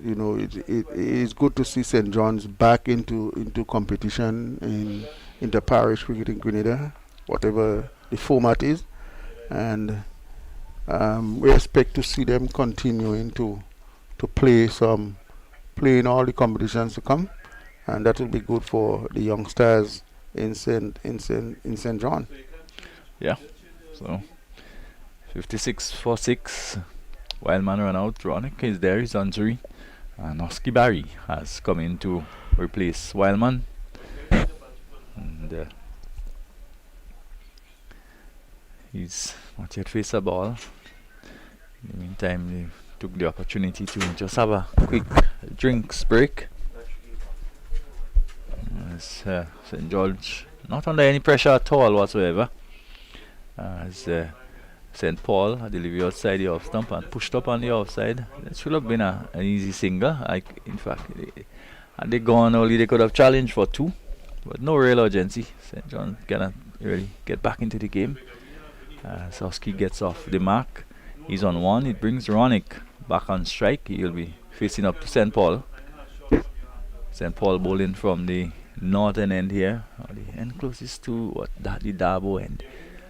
See, moves in on bowls to Ronick has a swing at it and he will be out easily. Yes, he is. So again, having a swing there, Ronick holder, and the ball going tamely out towards the backward point, and where he's taken. So he's out. Another blow struck, and St. John now losing the 7th wicket with the score on 57. Ronick holder, caught of the bowling of St. Paul for 3. Even if you are losing, you got to lose fighting, and we haven't seen much of that fight coming from the batsmen from St. John. Apart from that, the batting and the fielding, they are bowled well. I've seen them really bowling well in the game, but the batting and the fielding thus far has really let them down badly.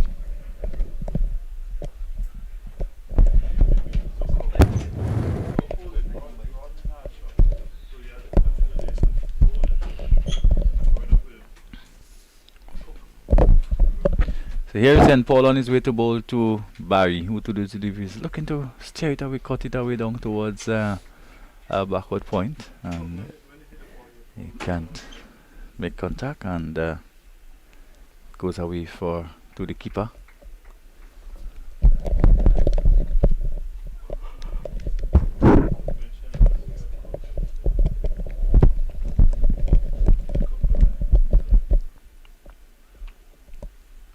So here again is St. Paul. Moves in to bowl and he's bowled him. He's just really just knocked him over easily like that. So Oski Barry is bowled by St. Paul for scored for one. He didn't make one. So St. John continue to struggle there. Well, not struggle, capitulate here. They're 57 for 8.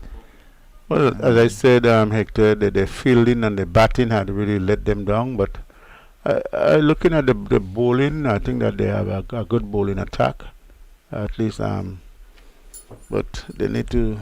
A lot of work has to be done on the fielding and the batting if they really have to gain points. Near the end, it's almost 45. The asking rate, and. Still needing 97. Is that the highest asking rate in a 2020 game? Well, I mean, I don't have the record to say for sure, but it will have to be something very close to that. Having to score 44 runs for over. It's really the only batsmen haven't really done justice to the chase at all, actually. The wicket have not been devilish. We haven't seen anything like that. The outfield was just a little bit slow in the beginning, but the application here, the plan here from St. John's, I don't know if they had whatever they have had, they just didn't work out here today again for them. I got to go back to the drawing board. Ramnath too bowled pretty well. He's coming now to bat, taking strike from St. Paul, and again beaten outside the off stump and delivery, which really zipped through, and good bounce, good carry to the keeper. So welcome to Ramnath. It's brought the end of another over from St. Paul. At the end of it, he has finished his four, and he's taken 2 wickets for 3 runs. It's been very economical. And at the end of it, St. John there 57 for 8. And Ramnath is on not. Antoine has not yet scored. So they both have not yet scored. And at the end of over number 18, with only 2 to go, St. John probably seen well, the end. I can't say the end is now. It's the end of the road for them anyway. So it's Daniel who continue from the southern end.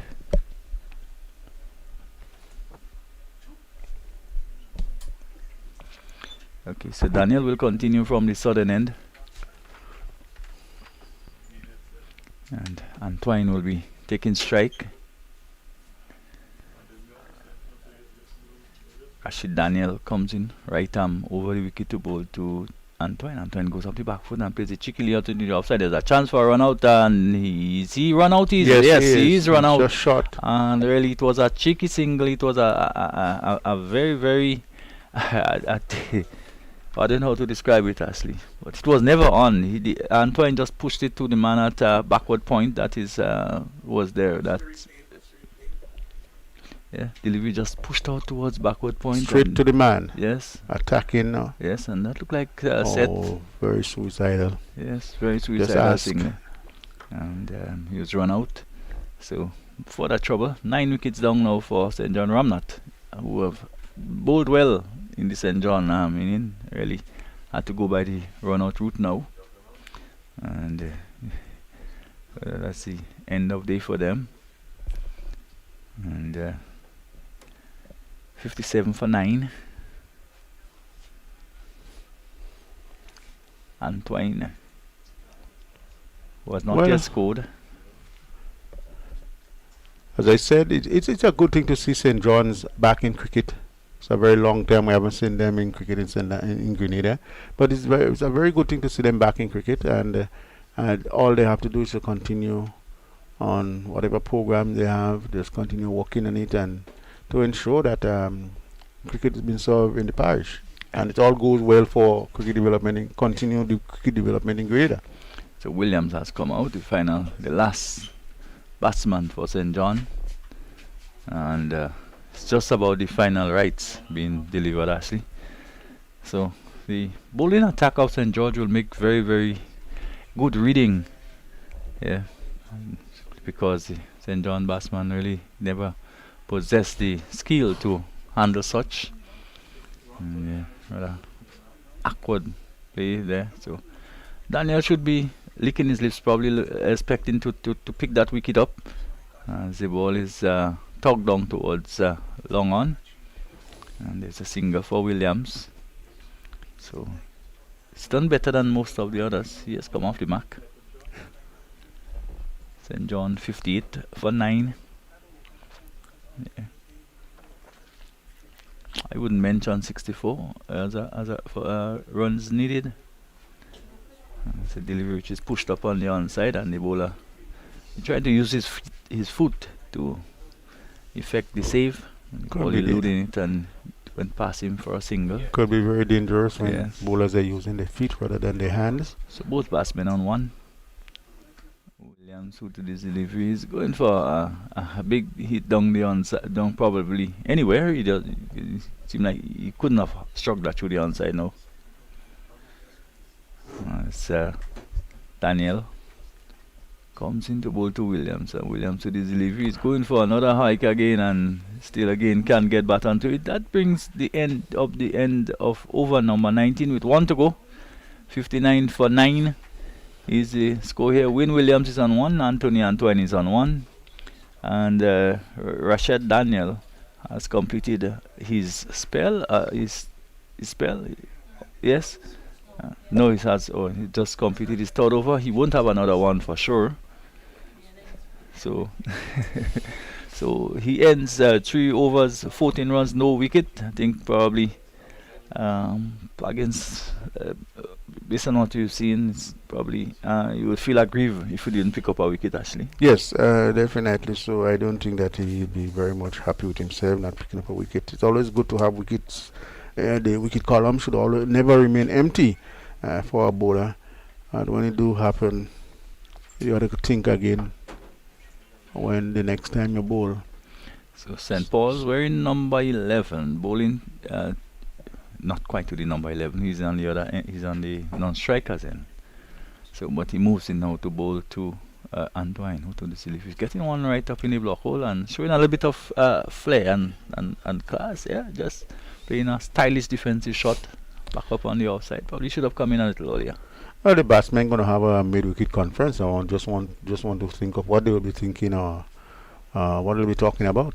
Probably Williams eliminate. Well, let me get up to that end. 11 against 11. Or maybe let's bat out the 20 overs. It will be 10 again. Yeah. It's a good shot.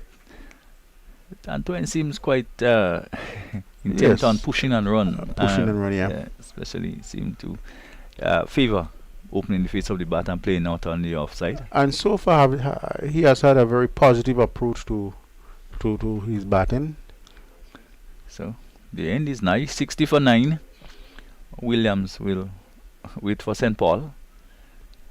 He moves in and goes for a big hike and is cleaned up. So that's the end of it. One expected that he wouldn't survive for too long. A delivery straight on the middle stump. Well, you hit, you miss, I hit, and that is what happened. So that's the end of the agony for St. John. It would have been, I guess, it must have been very agonizing. So at the end of it, St. John have lost. They've managed to make 60 in the allotment of overs. Williams was bowled, the final batsman to go, bowled by St. Paul for 1. Anthony Antoine remains not out 2. To give you the bowling attack, actually, Redhead, he was good from at the top. 3 overs, 10 runs, no wicket. St. Paul 3.3 overs, 4 runs, 3 wicket, exceptional. Charles 2 overs, no maiden, 5 runs, no wicket. Daryl Cyrus, who completed his spell, 4 overs for 12 runs, 2 wickets, and Kem Charles, who did a pretty good job too, 4 overs, 15 runs, 3 wickets. Rashad Daniel didn't pick up a wicket, but was not too bad either, 3 overs, 14 runs. As the formality, Ashley, is taking place when the handshakes and the pleasantries. I think after the battle, it's time to just meet and greet and wish each other well. Yes, but the presentation to be made down there, so I guess as much they'll be getting ready for that in just a short while. But just looking back, and St. George's 53 runs in their allotted 20 overs, and we have seen Hazard with 44, a very good 44 runs coming from him in the middle of the game. And the rest of the batters, Jeremiah, Charles, they all contributed, looking quite organized and wanting to get onto much bigger scores, but it just didn't happen for them. But give it all. St. John's, the bowlers had really stuck to the task. You kind of really seen that they have had a plan with the bowling. The fielding had let them down badly all day. 17 bobbling with the ball in the hand, or misfield, we refer to it as. But later on, the batting just did not match up at all to the bowling of St. George, with the leg spinner of Daniel and Cyrus. St. Paul's coming back in the end and really doing it for them. So it had been a very good game played by St. George's, but unfortunately St. John just did not match up to it. Well, we will see what happens in the following game. But what we can tell you is that St. John has been defeated by St. George, and badly so too. St. George is losing by what, 94 runs, huge defeat, and not much more, Ashley, to say as far as that is concerned. But we'll be back. Getting ready for the presentation now, there. Guess we'll be back for game number 2. That will be game number 2 would be between the fixtures are just loaded a short while ago.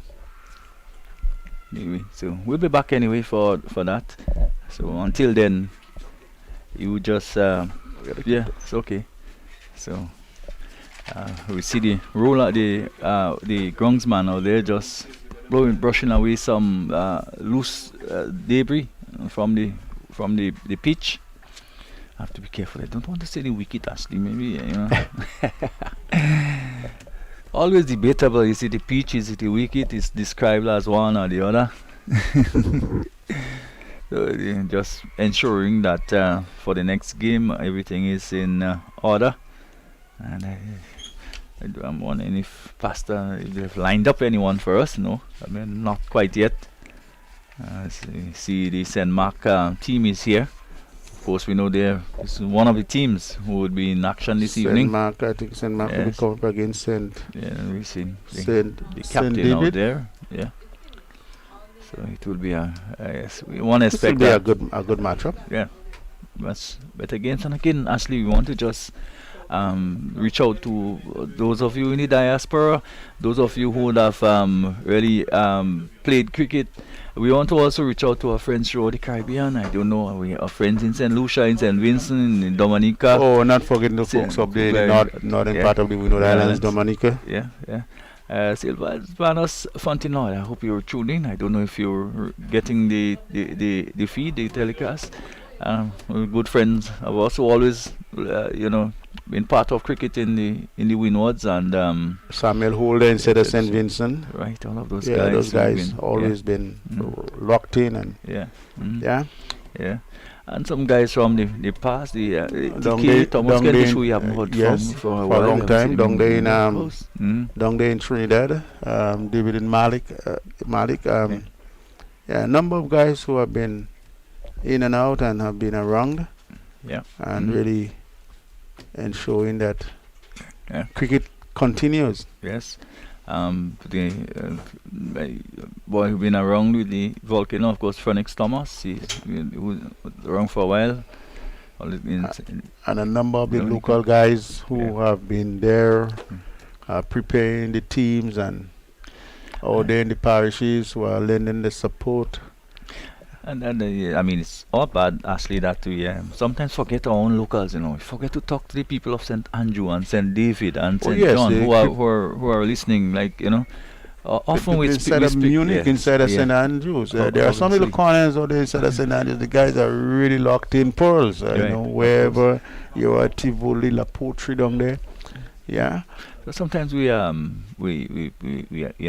talk about the people in the diaspora, in the wider Caribbean, in the Windward, and we forget that there are people also tuning here with us. So all these lovely people, we say, good to you, lovely day in Grenada. So I know some of you may be on the beaches and so on at the moment, probably heading out to the beaches on a lovely Saturday evening. Yes, a beautiful day indeed, and no rain. Although we say, but we might have some scattered little showers, but thus far it hold very well for cricket, and we are well. So they have another interview lineup for us, so we'll go down to Pastor as soon as they're ready. It's my man of the match presentation.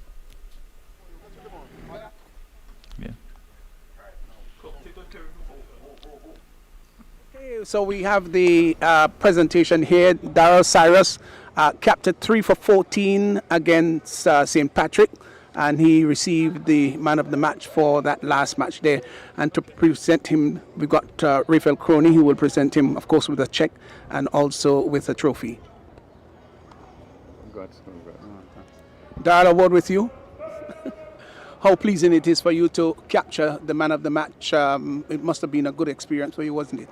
Yes, it was a very great experience, Going into the tournament, I was backing myself a lot to do good stuff, and at the end of the day, I executed, so that was good for me. 3 for 14, did you expect that kind of returns at all? Yeah, quite frankly, I expected that because I've been putting in a lot of work in the nets, a lot of spot bowling, so yeah, I was expecting a good performance. And quickly, before you go, rest of the season, what are you looking forward to? Yeah, we're looking forward for, to win the tournament, first of all, and I have a target of capturing the most wickets. And you'll get there, won't you? Yes, of course. Thanks a lot, Darrell. All right. Then, of course, we've got we've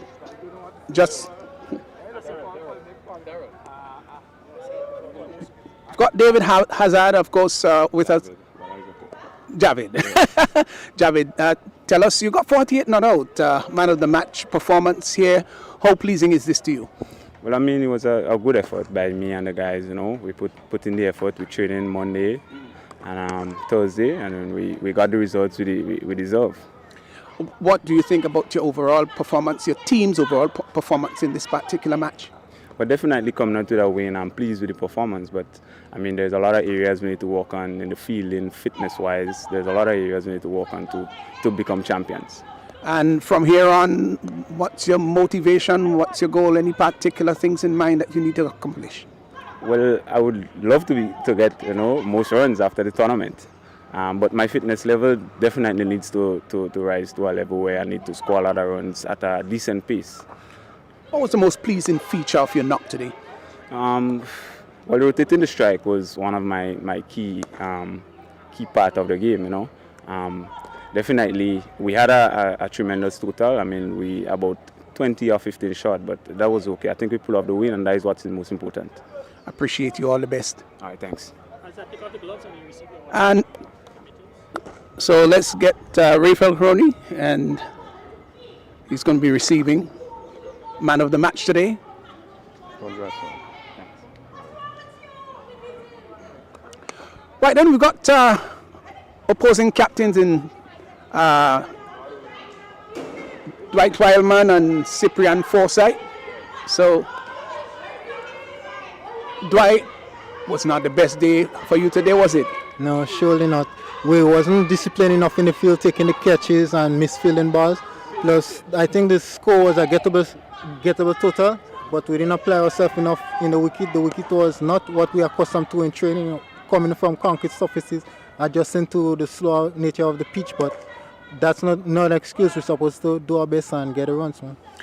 Your bowling didn't look bad after all, but you just didn't seem to be able to come through in the early part, particularly of your innings.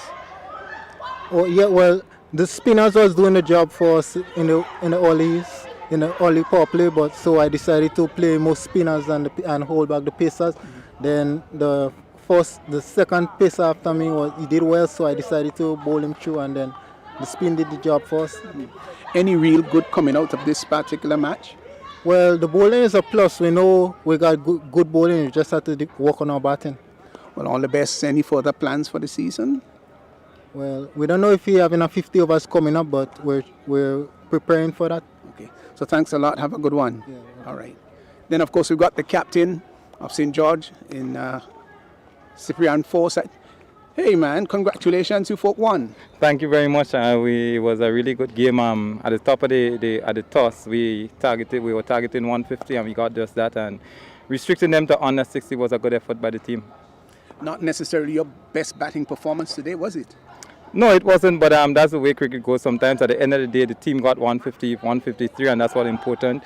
It was a good total that we were able to defend, and we did just that. Yeah, you talk about getting 150 odd. For one time, it looked as though you might get up to the 170 mark. That wasn't so. Did you sort of fall away your thought coming to the back end of the innings? No, I don't think so. The boundaries here are quite big, so it's a lot of 2s and 3s to get. Not much 6s and 4s, but I think that we did well to get up to 150. And well, you've gone through this particular hurdle. What's the prospects for your next hurdle to come up? Well, tomorrow we have St. Andrews, quite a competitive team. So we will be looking to come out and execute. The 2 games we won, those are behind us, and now we are looking to come on tomorrow and do even a better performance than the first 2 games. Obviously, you've been doing a bit of good all-round cricket. What's that part of your department that you'd like to see a little greater effort and performance in?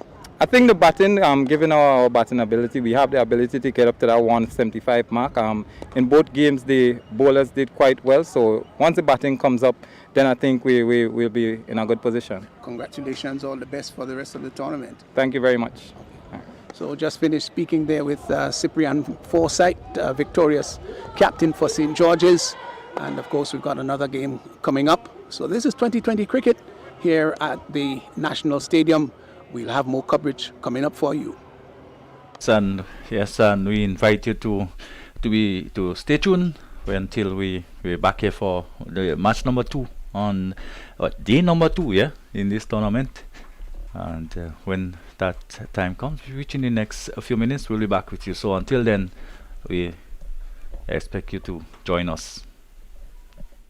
More jackpot money, more reasons to play this game. More money for way. Super 6 a bigger jackpot game. Now you love Super 6 even more. With more money. To the jackpot galore. Play more, win more, have more fun. With more jackpot money. Super 6 is my number 1. With the new and improved Super 6 game, the jackpot keep growing and growing. I'm growing.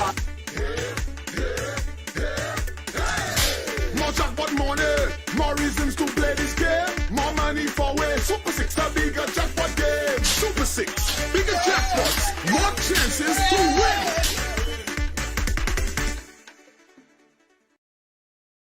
Holy natural spring water is a water for every occasion. On the field of sports, at your workplace, just open the bottle and savor the pure, refreshing taste. Holy natural spring water is produced in Mama Can St. Andrews and is available in all sizes nationwide. To order, telephone 444-7654 or 533-7654.